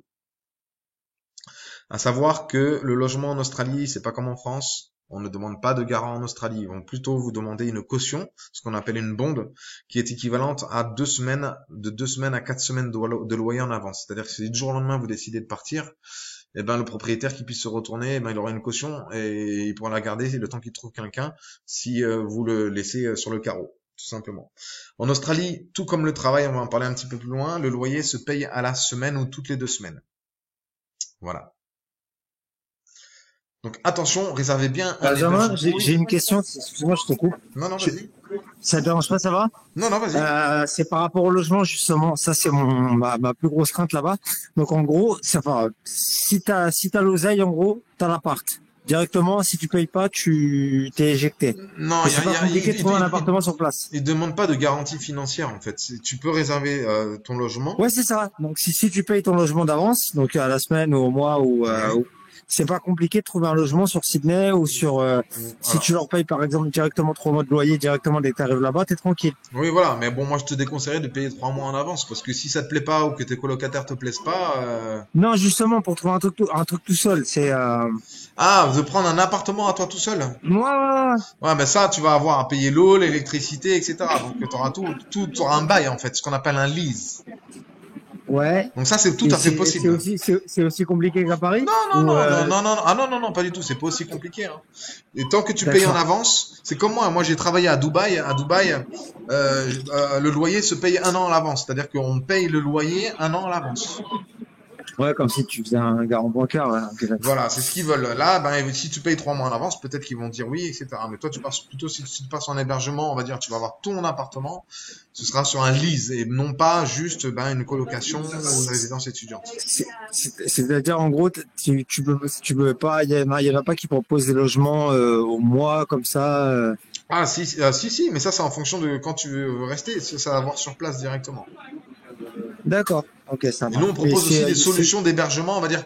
Nous, on n'est pas une agence immobilière, en fait. On propose des solutions pour les gens qui partent étudier avec nous ou sont en working holiday visa. On leur propose un accompagnement pour avoir un hébergement pendant une semaine, 2 semaines, 1 mois sur place. Et on sait par expérience, parce que ça fait plus de 15 ans qu'on existe, que les gens sur place, ils vont trouver quelque chose qui leur convient peut-être mieux, un quartier qu'ils préfèrent, à un meilleur tarif, ou parce que les colocs, ils se sont fait des amis, ils préfèrent faire colocation avec quelqu'un, etc., etc. C'est un petit peu l'aventure en Australie. Il faut jamais tout prévoir à l'avance. C'est-à-dire que tu pars. Je pense partir avec quelqu'un américain, donc c'est pour ça que je te Voilà. disais, tu vois, tu sais, donc comme ça, on prend un appart à deux, tu vois, tu sais, Oui, oui, donc oui. Après, moi, je ok. conseillerais plutôt du Airbnb. Voilà, si tu veux avoir un hébergement à toi tout seul au départ, vu que tu as 34 ans, tu as déjà ta vie professionnelle, et si tu as le budget, faire un Airbnb pendant 2-3 semaines, un mois, et après voir ce que tu trouves sur place, faire tes recherches. De toute façon, c'est comme le travail, on le trouve pas à distance, tout se passe sur place en Australie. Tout se passe sur place. Faut pas vouloir trop anticiper, parce que souvent, des déconvenus, et en Australie, tout est improbable. C'est ça qui fait un petit peu que c'est un pays à part et qui est magique, c'est que il peut arriver des choses que jamais tu aurais cru qu'il puisse arriver, en fait, que ce soit en termes de travail, d'hébergement, d'aventure, de rencontres, etc. Je t'en remercie, Benjamin. C'est bon? Ouais, c'est bon. Oui, question. Oui, excuse-moi, j'ai une question aussi. Est-ce que, en fait, moi, il y a ce qui m'intéresserait, c'est de travailler comme animatrice dans des clubs de vacances. Et je sais pas si ça existe là-bas. Parce que moi, ce qui m'intéresserait, c'est de faire ça et d'être logé, nourri, blanchi. Donc, je sais pas si ça existe en Alors, ça Australie. peut exister. J'ai jamais eu le cas en 9 ans d'existence à Go Studio Australia de quelqu'un qui a travaillé en club de vacances. Tu peux travailler dans des resorts, mais ce sera plus Ouais. niveau restauration, service, cleaning, etc. Je pense pas Mais il que n'y a pas d'animateur? non, un petit peu comme le Club Med, Fram, etc. J'ai travaillé moi aussi pour Fram à l'époque. Ouais. J'étais animateur pendant 1 an entre 2 jobs pour un petit peu voyager en Ouais. Grèce. Et non, c'est pas très répandu tout ce qui est clubbing, enfin club pour les Australiens, parce que, enfin, je veux dire même, j'imagine que le Club Med, ils ont pas de club. Je sais pas où est-ce que tu as travaillé, mais je pense pas qu'ils aient de club en Australie, ni Fram, ni tout ça. C'est très européen et, Ah ouais. et on va dire Antilles, etc. Mais tu peux toujours voir. Ce que je veux dire, ce qui se fait beaucoup, c'est travailler. Tu peux aller travailler sur une île paradisiaque, dans des resorts 4 étoiles, où t'es nourri, logé, blanchi. Ça, c'est possible. Ouais. Ah oui, Ouais. donc c'est possible aussi. Mais en tant qu'animatrice ou autre Ah non, chose? ce sera animatrice, je sais pas, c'est à toi de voir en fonction de l'employeur, vis-à-vis de ton CV, ce que tu auras proposé comme service, s'il cherche quelqu'un dans l'animation. Après, est-ce que toi, tu as un bon niveau d'anglais pour pouvoir faire de l'animation dans un hôtel, etc., etc. Il y a tout ça aussi qui Bah, entre après, en moi, jeu. j'ai un niveau B2, donc je pense Ouais. que c'est bon. Ça dépend, ça dépend. Je pense que le mieux, c'est pour la recherche du travail. Il y a du travail en Australie, d'accord? On va en parler sur la slide suivante normalement. Il y a du travail Ouais. pour tout le monde. Je veux pas dire pour tout le monde. On a entendu tout à l'heure Louis qui a parlé de son expérience. Il faut juste s'ouvrir aux autres et se créer des opportunités, ne pas être trop timide et sortir de sa zone de confort en fait. Parce que D'accord. après, il faut aussi être capable de faire un travail que peut-être t'aurais peut-être pas fait dans ton pays d'origine aussi. Voilà, il faut juste être ouvert à tout parce que ça fait partie aussi de l'aventure et de l'expérience australienne, de sortir de sa zone de confort et peut-être effectuer un travail que tu n'aurais peut-être pas fait en France. Ouais, parce que tu vois, moi, je sais plus l'animation, même comédienne, ce genre de choses. Je sais pas si Il faut ça. se créer les opportunités. De toute façon, tu postuleras sur place. Trouver un Ouais. travail avant le départ, c'est quasiment mission impossible à moins Ah d'avoir ouais. un énorme Ok. réseau. Ils vont te demander quel visa tu as, etc. Il y a les restrictions de visa. Ils vont te demander d'être sur place. Ils vont jamais prendre le risque d'embaucher quelqu'un à distance sans l'avoir vu. D'accord. Ok. D'accord. Mais il y a du travail. Ce que je veux dire, quand j'ai pas envie de la faire à la Macron en disant il y a du travail de l'autre côté de la rue, mais ce que je veux dire, quand on a envie de travailler en Australie, les Australiens laissent la chance aux gens. Il faut juste, Ouais. même si tu n'as pas un bon niveau d'anglais, que tu as un petit peu peur, ils sont très accueillants. Ils vont te laisser la chance de faire tes preuves. Et il y a très peu de gens qui n'arrivent pas à trouver de travail, ou ceux qui trouvent pas de travail, c'est qu'ils n'ont pas envie d'aller travailler. Et il faut Ouais. aussi, par exemple, nous, Go Studio Australia, sur nos bureaux sur place, on fait des séminaires et des workshops sur comment trouver un travail sur place. Parce que tout le monde, là, je dévie un petit peu, mais tout le monde cherche au même endroit. On arrive en centre-ville, on veut rester à Sydney, on veut rester dans le centre de Melbourne, on veut pas aller se taper 20-25 minutes de train pour aller travailler dans un resto où j'ai un travail, mais il faut faire 20-25 minutes de train. Moi, j'ai envie d'aller à pied au travail, etc. Il faut des fois revoir ces exigences à la baisse. Ça fait partie de l'expérience australienne. C'est-à-dire aller là où les autres ne vont pas. Ouais. Mais j'ai l'impression qu'en Australie, il n'y a pas trop de choses au niveau culturel, du coup. Il y a des choses au niveau culturel, mais Ouais. ça va dépendre de ton niveau d'anglais. Ce que je veux dire, il faut pas trop prévoir à l'avance. Déjà, Ouais. partez avec un petit peu de sous de côté et en fait, vos opportunités, vous allez vous les créer sur place. Ouais. Directement, D'accord. en rencontrant du monde. Comme il le disait tout à l'heure, ne pas rester dans sa chambre, même si on est un petit peu timide, ou qu'on a le blues, ou qu'on a qu'on est homesick. Homesick, c'est quand on a le mal du pays, qu'on veut rentrer chez soi. On a déjà eu des cas chez nous. Mais il faut prendre sont mal en patience. Et nous, on est là, en fait, Go Studio Australia, on a des bureaux, on va le voir un petit peu plus tard, sur place, où on a des conseillers français sur chaque destination. On est là aussi, votre seconde maison, on est là pour vous sentir bien, vous faire rencontrer du monde. On fait des événements, on fait des surf camps, on fait plein de choses. On essaie de stimuler la communauté pour qu'ils se rencontrent, pour qu'ils se créent un réseau et puis que ce soit une expérience inoubliable et internationale. Donc, Ok, si tu veux merci trouver Benjamin. absolument du travail dans l'animation, tu trouveras sur place s'il y a besoin, mais moi, je pourrais pas te dire avant le départ que tu vas trouver du travail dans l'animation. C'est à toi de faire tes Ok. recherches là-dessus. Moi, je suis pas un spécialiste du travail en Australie. Je sais comment ça se passe au niveau de la conjoncture du travail, Ouais. mais derrière te dire, bah moi, il y en a, il veut faire ci, ça, c'est vraiment, nous, on n'est pas des spécialistes de ça. À la base, on est une agence d'éducation. Ok, ça marche, Voilà. je te remercie. C'est bon? Allez. Il y avait quelqu'un qui avait levé la main ou pas? Oui, c'est encore moi, Albert. Oui. Je peux ou pas? Oui, allez-y, Albert. Oui. Oui, écoute, bon, tu nous as parlé de situations parfois un peu improbables. J'aimerais juste revenir sur le thème de la famille d'accueil. Oui. Dans le cas où, je dirais, voilà, le projet avance bien, se construit, etc., que, voilà, boum, ça y est, ma fille part en Australie, elle est en famille d'accueil, et malencontreusement, ça se passe pas très bien. Comment ça se passe avec vous? Alors, ça, on est là aussi pour gérer, hein. Vous êtes pas, Ouais. on a les bureaux sur place, donc on est là pour gérer si ça peut arriver, hein, que des fois il y a des agréments, etc. On a les bureaux sur place et nous on reste en contact de toute façon. Et après, bien évidemment, on discute avec l'école avec qui on a choisi la famille, etc. Où est le D'accord. mal-être, qu'est-ce qui va pas, etc. Et après, il y a toujours des solutions. On est là pour trouver des solutions. On n'est pas là pour non plus rembarrer les choses. On est là pour que les gens se sentent bien et qu'ils aient une bonne expérience. Faudra juste que D'accord, ce ok. soit justifié. Moi, je parle de mon expérience en 12 ans dans l'éducation, 13 ans Ouais. l'éducation à l'étranger. Ce que les familles d'accueil, c'est très rare qu'on ait la famille à l'américaine avec la maman, le papa, la grande maison, le jardin, la piscine, le toutou, les enfants et voilà. Les familles d'accueil, ils font ça pour l'argent principalement. Je suis désolé, hein, je dénie un petit peu la chose, Non, mais non, mais moi je non, préfère mais quand on est jeune, 18, 19 ans, enfin quand on a son bac, on a vécu toute sa vie chez ses parents. Moi j'avais qu'une chose, une envie quand j'avais 19 ans, enfin quand j'ai eu mon bac, c'était de partir chez mes parents. Je viens des îles, hein, je viens de Martinique. J'ai grandi là-bas, je suis né là-bas, j'avais qu'une envie, c'était d'avoir ma coloc, mon appart, etc. Retourner dans une famille, ça peut très bien se passer, mais ça peut aussi, dernièrement, on a eu pas mal de choses à gérer de notre côté, parce que les étudiants, ils s'attendaient à la famille, alors qu'on essaie d'anticiper les attentes de chacun en famille, parce que c'est pas non plus, comme je vous l'ai dit, comme aux États-Unis, on a la petite famille, le chien-chien, et ils emmènent en week-end, etc. Non, ça marche pas comme ça en Australie, malheureusement. Donc c'est juste d'accord. une solution hébergement. Et en général, les familles d'accueil, moi je suis pas fan non plus parce que les hébergements, les familles elles sont pas situées en centre-ville parce que les écoles sont en centre-ville et il faut des Oui. fois dans les grandes villes et des fois jusqu'à Sydney il faut 1 heure de transport en commun. Donc on a la D'accord, solution ok. famille d'accueil. Donc moi j'appelle pas ça famille d'accueil, j'appelle ça famille host family. C'est une famille comment on pourrait dire hébergement chez l'habitant. J'appellerais ça. Oui, voilà, ouais, c'est ça. Voilà. Ouais. Donc, Chambre d'hôte. mais ça Chambre a d'hôte. changé ce mot parce que j'aime pas trop le mot famille d'accueil parce que Ouais. il y en a alors Ouais. qui jouent le jeu, hein, mais en fait moi, par exemple avec mon équipe, j'ai dit on a des partenaires, on peut faire des familles d'accueil, mais ce sont pas des écoles. On passe que par certaines écoles où on sait que ils ont leur propre famille d'accueil et on sait que le retour il est positif. Voilà. Donc, si vous voulez D'accord, vraiment ok. passer en famille d'accueil, mon équipe peut vous proposer une école où on sera quasiment certain que la famille sera bien sélectionnée et qu'il y aura pas de souci derrière. Ok, merci bien. Avec grand Merci. plaisir.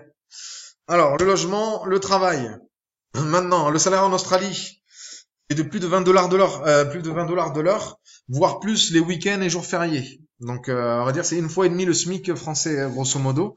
Vous êtes payé à la semaine. Faut savoir ça, donc payé à la semaine. Les types de contrats qui sont disponibles en Australie, le travail temporaire, ce qu'on appelle le casual contract, ou un petit peu plus rare, notamment pour ceux qui partent en working holiday visa, donc un emploi stable. Et faites juste attention, si vous êtes payé, ça se fait comme partout dans le monde, le cash in hand, c'est-à-dire payé en espèces sans être déclaré. Voilà. Ça, c'est à votre propre choix. Faites juste attention parce que dans tous les cas, vous serez pas couvert ou autre, ou si jamais il y a un moindre souci avec l'employeur, pour être sûr qu'il vous paye. Donc, si vous avez des papiers à signer, c'est comme les hébergements, signez toujours dès que vous donnez de l'argent, signez un papier comme quoi vous avez fait telle ou telle chose. Les principaux secteurs où on peut trouver du travail en Australie, Pour les gens qui arrivent, hein, après ça dépend du domaine d'études, du niveau d'anglais, hein, parce qu'on peut trouver du travail dans son domaine si on le souhaite, en dehors du médical et compagnie. Donc tout ce qui est livraison, restauration, ménage, construction, babysitting, dans la vente, dans l'agriculture pour valider son deuxième Working Holiday Visa. Les documents. Excuse-moi, Benjamin. Oui. Vente, tu peux. Oui. Alors vente, est-ce que tu peux parce que waiters, c'est bon, j'ai 10 piges là-dedans. Mais par contre, dans la vente, si on parle pas anglais, c'est une tare, non? Oui, mais c'est là où tu vas juger. Tu peux aller postuler et derrière ils vont voir ton niveau d'anglais. Si ton niveau d'anglais est pas bon, même dans la restauration, ce que je veux dire, on peut travailler dans la restauration. Celui qui a un mauvais niveau d'anglais, ils vont le mettre à la plomb. Non, mais ça en restauration, en anglais, ça mon niveau d'anglais, il est très bon pour le travail, y a pas de souci. Par contre, moi, je suis pas bilingue. L'objectif est de revenir revenir de là-bas bilingue. Oui. Je peux pas. Déjà, tu parles avec quelqu'un, avec ta compagne peut-être, où tu vas parler français. Donc ça, c'est une erreur aussi à ne pas faire, où les gens, ils partent entre amis, entre français. On a beaucoup de cas de gens qui partent en Working Holiday Visa pendant 1 an. Ils reviennent vers nous parce qu'ils ont pas fait les fermes ou ils ont dépassé l'âge. On teste leur niveau d'anglais. Ils ont toujours un niveau d'anglais débutant. Donc la première des choses à faire si tu veux perfectionner ton anglais, c'est de pas rester que entre francophones. Et c'est pour ça que faire une école en arrière, ça pourra t'aider aussi. Parce que c'est ce que je compte faire. J'allais te poser la première question, c'était est-ce que les Australiens ils parlent français? Je crois que non. Il y a que les expats qui parlent. Il y a que les Français qui parlent français. Enfin, les Belges, les francophones. Un Australien, s'il y en a un qui parle français, c'est qu'il a étudié le français peut-être à l'école ou autre. Donc en gros, niveau taf, si je garde, pour reprendre mon exemple, excusez-moi tout le monde, hein, si j'ai mon activité, comme je te dis, que tu m'as dit que je pouvais maintenir à distance, mais que je veux travailler quand même un petit peu là-bas, quel travail, moi, je pourrais faire là-bas? Ce que tu veux, il n'y a aucune restriction. Aucune restriction. Tu fais ce que tu veux. Tu travailles dans ce que tu veux. Avec un niveau d'anglais qui est bullshit pour le moment, mais j'apprends vite. Non, mais il y a pas au niveau du Working Holiday Visa ou du visa étudiant, il n'y a pas de domaine de travail qui sont prescrits, qui sont restrictifs en dehors du médical. C'est-à-dire que vous pouvez pas faire infirmière en Working Holiday Visa. Voilà. Donc, ou un truc tout ce qui est job. Qui exige des diplômes. Tu peux travailler dans la construction, tu peux travailler charpentier, tu peux faire landscaping, c'est-à-dire jardinier. À toi de te créer les opportunités sur place et aussi participer à nos séminaires sur le travail dans les différents bureaux qu'on a en Australie. Yes. Là, on parle c'est vraiment un résumé sur le travail. Il y a tellement de choses aussi à dire.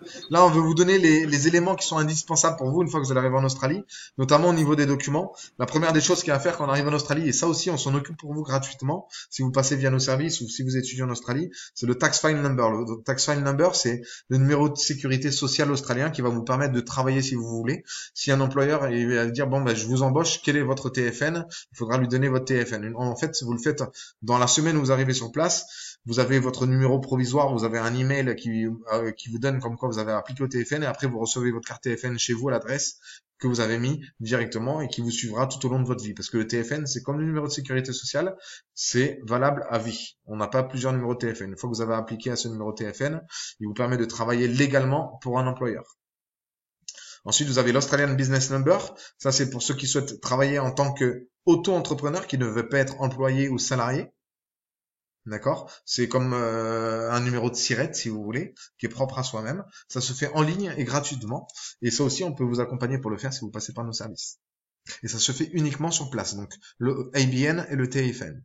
Ensuite, pour ceux qui souhaitent travailler dans la restauration, dans tous les débits d'alcool, il faudra passer une petite formation en fonction des États. Elle est différente, donc elle n'est pas valable dans tous les États. Ça s'appelle le RSA, c'est le Responsible Service of Alcohol. C'est une petite formation qui est obligatoire pour pouvoir travailler dans un débit d'alcool ou un restaurant qui vend de l'alcool, qui coûte une centaine de dollars et qui vous permettra de travailler dans les restaurants. Voilà.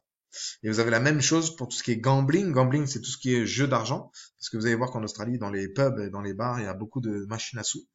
Et souvent, le manager d'un restaurant vous demandera d'avoir le RSA et pourquoi pas le RCG.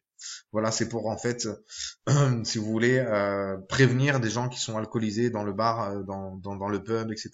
C'est très demandé en Australie et ce sera un plus sur votre CV d'avoir le RSA et le RCG. Ça fait partie des formalités qu'on vous recommande de faire en arrivant sur place. La white card aussi qui sera indispensable et obligatoire pour travailler dans la construction. Ça aussi, c'est une petite formation. Et pour travailler avec les enfants, vous avez le First Aid et le WWCC, qui est un certificat tchèque qui permet de travailler avec les enfants que certaines familles vont demander. Voilà. Donc c'est un petit résumé. La restauration, ça paye bien là-bas? Pardon? La restauration, ça paye bien? Ben déjà, ici, là, tu as le minimum de l'heure. Donc, si tu travailles heure et jour férié, ça peut être quasiment doublé. Ouais, et puis en plus, tu fais pas les horaires. Est-ce Plus- que avoir les tips. travaillé 10 ans dans les brasseries parisiennes, c'est un plus? Ah, sur ton CV, ce sera un si- plus, hein, s'ils voient que tu sais porter une et en assiette, plus, etc. et en plus, tu fais pas 12 heures par jour comme à Paris, en fait. Là, ce serait Ça réglementé au dépend, niveau en fait. des Ça horaires. dépend si tu es sur un travail temporaire en casual contract ou ils vont t'appeler en fonction de leurs besoins, en fait. Ils vont te D'accord. faire le planning Ok. à la semaine, en général. Ah, ok. Donc, on peut un mi-temps là-bas en Oui, oui, Australie, oui, tu dans la dis restauration, quand est-ce que tu es dispo. D'abord, ce qui va se passer en restauration, par exemple, c'est que tu vas faire un trial, un essai, pendant 3 heures, où tu vas montrer ce que tu sais faire, ils vont te mettre au service, ou à la plonge, Ah ou ouais. en runner, ou autre, et regarder un Ouais, petit ouais. peu ce que tu fais. Pour ensuite te dire, ben, Ok. ok, demain tu commences, ça peut aller très vite en Australie. Vous allez voir, des fois, vous allez poser votre CV, ils vont dire, ah, bah, tu commences demain. Et là, moi, c'est ce qui m'est arrivé. Moi, je suis parti en Working Holiday Visa en 2007 en Ah Australie. ben, ouais. Je suis allé postuler dans un fish and chips en face de l'opéra à Sydney. Je posais mon CV, il m'a dit, c'est bon, tu commences demain. Et j'ai commencé le lendemain. Il a juste testé mon niveau d'anglais, et puis voilà. C'est se créer Yes. les Alors, opportunités et aller moi, chercher, et pas que postuler en ligne. Postuler en ligne, aller poser des CV, relancer, etc., etc. Mais non, là, mais on n'est donc, vraiment pas moi, sur un webinaire comment trouver du travail en depuis, Australie. Je vais juste revenir parce qu'il me reste pas longtemps. Et pardon, on vas-y. n'est pas du tout sur un webinaire comment trouver du travail en Australie. Si jamais vous avez des questions, vous vous rapprochez auprès des conseillers. Sinon, sur YouTube, vous retrouvez nos webinaires en fonction des thématiques. D'accord? Yes. Parce que comme de travail, les cours d'anglais, on pourrait en parler des heures et des heures et des heures. Le mieux, c'est que après faire une consultation personnalisée gratuite avec nous rappeler et poser tes questions. All good? Merci. Good. Donc, tax return et superannuation. Donc, la tax return, c'est-à-dire que vous cotisez pas en Australie, donc vous pouvez récupérer les taxes que vous avez payées sur votre salaire. Et la superannuation, c'est aussi une cotisation quand vous êtes déclaré auprès de votre employeur. C'est un fonds de retraite pour lequel vous cotisez. Vous avez la possibilité de récupérer à la fin de chaque année, à la fin de votre visa, quand votre visa est terminé, s'il est terminé, et à la fin de chaque année financière. Ou chercher du travail, site internet, rencontre, bouche à oreille, et bien évidemment, comme j'ai dit un petit peu avant, parce que j'en suis venu dessus, se déplacer, ne pas rester focus sur le centre-ville, aller un petit peu plus loin, chercher là où les gens ne vont pas forcément. Parce que, à savoir qu'on n'est pas les seuls à avoir des visas pour aller travailler en Australie. Il y a aussi les Asiatiques, il y a les Européens, enfin voilà, il y a l'Amérique latine, donc la concurrence peut être rude parfois. N'hésitez pas à aller voir un petit peu plus loin que juste chercher autour de votre hébergement. Si vous avez des problèmes avec votre employeur, vous êtes bien évidemment protégé au niveau de Fair Work. C'est un organisme du gouvernement australien qui vous permet de rapporter si vous avez un souci avec votre employeur qui vous traite mal ou qui vous paye pas ou qui vous sous-paye, etc., etc. En Australie, c'est très réglo vis-à-vis de ça et c'est un pays qui est très sécurisé. Le travail en ferme, job le plus connu pour renouveler son visa. On l'a vu au tout début, donc deuxième ou troisième visa. Attention aux codes postaux parce que si on travaille dans une ferme qui est à 20 minutes de Sydney, ce sera pas valide forcément pour valider son deuxième Working Holiday Visa. Donc vous pouvez retrouver les codes postaux sur le site du gouvernement australien qui sont éligibles à la validation du deuxième et troisième Working Holiday Visa.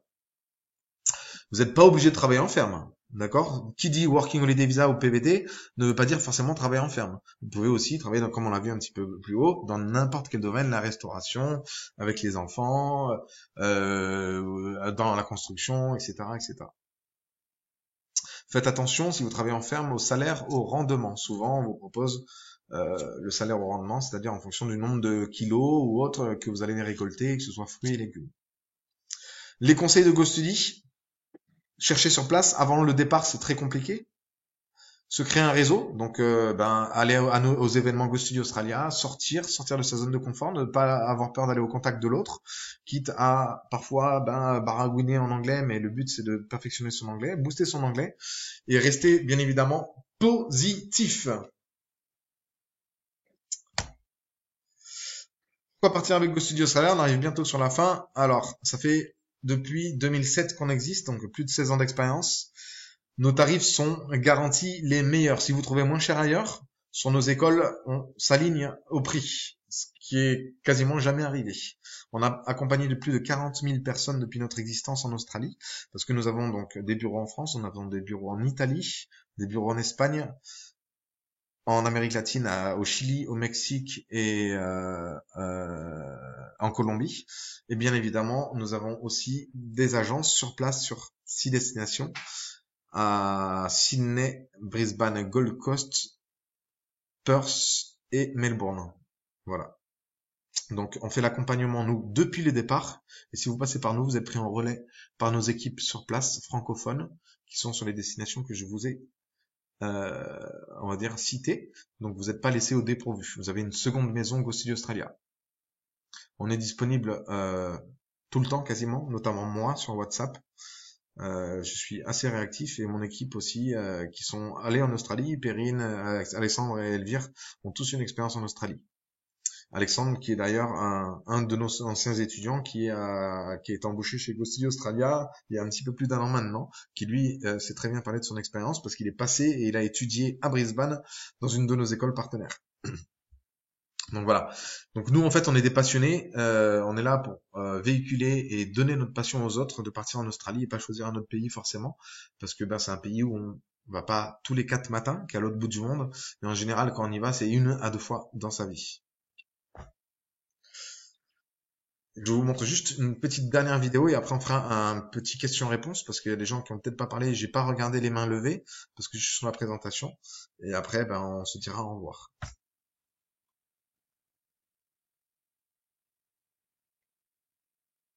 Ah, il n'y a pas de son. Il n'y a pas le son. Ah bah mince alors, ça a marché tout à l'heure.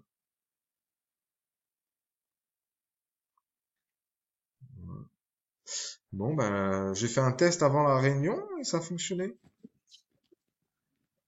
C'est étonnant. Bon, cette vidéo-là, de toute façon, vous pourrez la retrouver sur notre YouTube et elle vous sera envoyée aussi demain par mail. Hein. C'est juste un petit récapitulatif. Pourquoi partir avec Go Studio Australia? Pourquoi? Parce que nous sommes des passionnés et parce qu'on est là pour vous accompagner et surtout faire de votre expérience une réussite en fait. Que vous reveniez en France et que vous ayez vécu la plus belle expérience de votre vie. C'est bizarre que ça marche pas. Il n'y a pas le son, Ben. Oui, je sais. Je sais, j'étais en train de parler, mais le son ne fonctionnait pas, Elvire. Et j'ai fait un test tout à l'heure, alors que ça fonctionnait avant la réunion. Donc je disais, vous allez retrouver cette vidéo dans l'email de Elvire demain, avec un petit récap. Si vous voulez le revoir, vous pouvez le retrouver sur notre chaîne YouTube. Ça, c'est les aléas du direct et des webinars. Voilà. Donc, en récapitulatif, si vous voyez toujours mon écran, est-ce qu'on m'entend toujours ou pas, Elvire? Yes. Oui. Ouais. En récapitulatif, on a résumé un petit peu quels sont les services de Go Studio Australia en France, puis en Australie. Grosso modo, quand vous rentrez en contact avec nous, on parle de votre projet, on réfléchit, on vous conseille, on vous accompagne, on essaie de faire au mieux pour vous, de vous orienter en fonction de votre budget, de la destination où vous voulez aller, de quand vous voulez partir, de votre objectif, etc., etc. On prépare tout ça, on choisit le visa, on choisit la destination, on choisit un package si vous voulez être accompagné et pas étudié, un programme d'études et une école, éventuellement aussi un hébergement. On met en place le projet, donc on s'inscrit, donc il n'y a pas d'acompte à faire, c'est gratuit les inscriptions pour recevoir les confirmations d'inscription des écoles ou des hébergements. Pour les gens qui partent en visa étudiant, on réserve l'assurance étudiante obligatoire. On fait votre demande de visa une fois que tout est payé au niveau de l'école ou du package. Ensuite, une fois que le visa est accordé, on s'occupe de récolter votre billet d'avion. Ensuite, avant votre départ, on vous envoie beaucoup d'informations par email et par WhatsApp pour bien anticiper au niveau de l'assurance santé. Si vous voulez, on a des partenariats, que ce soit au niveau des vols et de l'assurance santé. On vous envoie votre carte SIM australienne par la poste si vous en avez demandé une. On vous envoie un email à cet effet. On vous ouvre votre compte en banque. C'est des formalités administratives qui vont vous faire gagner du temps sur place avant d'arriver. Et vous allez recevoir aussi un email pré-départ avec un récapitulatif de votre projet. Donc en général, c'est entre 1 mois et 2 semaines votre départ, avec différentes informations et notamment l'adresse de notre bureau le plus proche de la destination où vous allez, ainsi que le contact du conseiller francophone avec qui vous allez être en relation une fois arrivé sur place. En arrivant sur place, vous allez avoir une session de bienvenue, donc en français, organisée par le conseiller français de chaque bureau. Une job session, donc on organise des réunions d'information sur comment trouver du travail en Australie, faire son TFN. On vous envoie aussi, pour tous ceux qui sont inscrits chez nous et qui sont étudiants, des newsletters avec des annonces de jobs qu'on a trouvées pour vous, et aussi la possibilité de rejoindre nos groupes WhatsApp, c'est-à-dire rencontrer les gens qui sont déjà sur place, qui sont passés par nos services Go Studio Australia et discuter avec eux, qui ont déjà peut-être un petit peu d'expérience, qui ont peut-être des jobs pour vous, qui vont un petit peu aussi vous épauler, vous aider. Donc c'est une communauté. Et sur place, donc, on a les bureaux, bien évidemment. On fait des activités, on fait beaucoup d'événements. Là, en plus, on rentre dans la période d'événements où c'est printemps, été qui va arriver en Australie. Donc, les surf camps, les soirées, les workshops, les séminaires, etc. Tout va s'organiser. C'est un petit peu plus light durant l'hiver, donc nous pendant l'été. Mais là, ça commence à booster. Donc, n'hésitez pas à nous suivre sur nos réseaux. À suivre, regardez nos emails aussi, nos réseaux sociaux, TikTok, Instagram, YouTube, on fait pas mal de choses. Et bien évidemment, vous allez être accompagnés sur place, parce qu'une fois que nous, en France, on a donné le relais à nos équipes sur place, c'est eux qui vont prendre le relais. C'est-à-dire, c'est eux qui vont être votre interlocuteur, pardon, je commence à fatiguer au bout d'une heure et demie de présentation. Et ils seront là, enfin, ce sera eux qui seront en ligne de mire, qui seront là au premier plan pour vous aider. Nous, en cas d'urgence, on sera là pour gérer avec votre famille en France, etc. Et nous, on fait l'accompagnement. Donc, du départ jusqu'à ce que vous montez dans l'avion. Et après, sur place, ils sont prévenus parce qu'on a toute une automatisation qui est mise en place. Ils savent quel jour vous arrivez, comment vous accueillir, un message de bienvenue, vous inviter à de différents événements et compagnie. Donc, voilà un petit peu le process, comment ça se passe chez Go Studio Australia. Réflexion, préparation, mise en place, pré-départ, arrivée. Et ensuite, on profite de la vie sur place. Voilà, donc pour ceux qui n'avaient pas eu le temps, j'ai pas pu voir, parce que quand je fais la présentation, je peux pas voir les mains levées. Je vois qu'il reste encore 20 personnes. Est-ce qu'il y a des gens qui souhaitent poser des questions? N'hésitez pas. Bah, comme personne parle, moi j'en ai une rapide. Vous avez toujours vos bureaux à Toulouse? Et non, parce que avec le Covid, en août 2020, j'ai rendu les bureaux à Toulouse. Ouais. Donc on a tout, comme toute société, la plupart en dehors du médical, on a dû, ou certaines corps de métier, on a dû travailler de chez nous et ça s'est très bien passé comme ça. Et en fait, on s'est rendu compte qu'on avait des super bureaux magnifiques à Toulouse avec un super open space, une table de ping-pong que j'avais installée, etc. Le 28, hein. Mais qu'au final, comme on s'occupe de toute la France, de toute l'Australie, on fait plutôt on travaille très bien à la maison, donc on se fait des meetings. Par exemple, moi demain, je pars à Toulouse, parce que j'habite plus à Toulouse. Je vais voir mon équipe, Elvire, Perrine et Alexandre. On a 2 jours de workshop et après moi je pars en Italie pour un meeting manager. Mais après, on peut faire des visios, on peut faire du WhatsApp, des appels, etc. Il y a aucun souci. Mais on n'a plus les bureaux physiques à Toulouse parce qu'au final, on n'avait pas assez de visites parce qu'on a des gens qui viennent de Paris et qui venaient pas forcément au bureau, tout simplement. Ah, mais par contre, c'est un événement qui... Il y a Elvire là, excuse-moi, qui vient d'envoyer, c'est des rencontres personnalisées, c'est ça? Tout à fait. Donc là, à partir du mois d'octobre, je crois, on remet en place, dans un coworking, on met les rencontres personnalisées en face-to-face, le 26 octobre, 23 novembre et 14 décembre, pour les gens qui habitent la région toulousaine, parce que... C'est vers où à Toulouse? Parce que c'est ma deuxième ville. Moi, je suis à Bordeaux-Rouge, donc et il suffit de cliquer sur le lien qu'elle a envoyé dans le chat. Ou sinon, tu vas sur notre site internet dans les événements et ça se passe à Haricot Coworking, c'est en plein centre-ville de Toulouse. Ah, c'est dans l'hypercentre. Ok, ça marche. Bon, ok, je trouve. Alors, Nelly Fer, je pars dans 2 semaines, je ne suis pas sûr de souscrire au pack d'arrivée. Est-ce qu'il y a des services quand même dans les bureaux en Australie? Alors, Nelly, si tu ne veux pas prendre de package, bien évidemment. Si tu nous suis sur les réseaux sociaux et qu'on organise, je sais pas, un webinaire sur comment trouver du travail en Australie à Sydney, tu pourras bien évidemment y participer. C'est gratuit et ouvert à tous. C'est juste que derrière, si tu veux l'accompagnement effectif de Go Studio Australia avant ton départ, notre énergie, notre temps passé pour la société, il a un coût. Donc, il faut bien évidemment que aussi on puisse gagner un petit peu d'argent pour payer nos salaires. Donc, bien évidemment, si tu arrives en Australie, t'es pas passé par nos services, et que tu parles dans 2 semaines, que tu vois un événement qui t'intéresse, qu'on organise, hein, que ce soit un workshop sur, pardon, sur l'hospitality, comment travailler en restauration, ou sur un événement parce qu'on fait une soirée, ou parce qu'on fait un surf camp, etc. Tu peux bien évidemment y participer, c'est ouvert à tous. D'autres questions?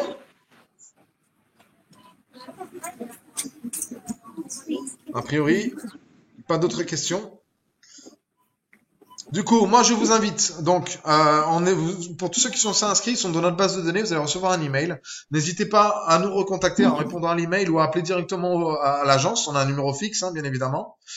Et dans tous les cas, les gens qui sont intéressés, Alexandre, Perrine et Elvire reprendront contact avec vous dans les jours à venir, enfin dans les 48 heures, pour rediscuter un petit peu, de voir si vous avez un réel projet de partir en Australie, si vous avez des questions auxquelles j'ai pas pu répondre malheureusement parce que c'était assez général. Sachez qu'on se tient à votre disposition et qu'on se fera un plaisir de vous répondre. Merci à tous.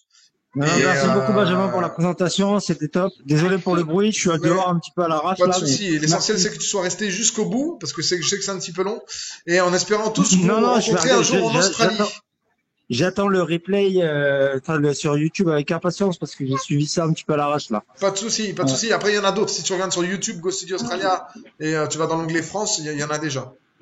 Ok, top. Il y a un prochain webinaire de prévu là déjà ou pas? Non, il y a des lives Instagram avec des gens qui sont en Australie, etc. Et après il y a les journées portes ouvertes entre guillemets, les rencontres personnalisées à Toulouse sur 3 dates. Et il y aura normalement un événement dans un bar à Toulouse, octobre ou novembre, je sais plus quand est-ce que c'est. Je serai à Toulouse en fin d'année, ok, donc c'est cool. Ça marche. Merci Andy, merci à tous. Merci à toi. S'il n'y a pas d'autres questions, n'hésitez pas à nous appeler. Très bonne soirée, au revoir. Super, merci. Au revoir. Bonne soirée à tous, ciao.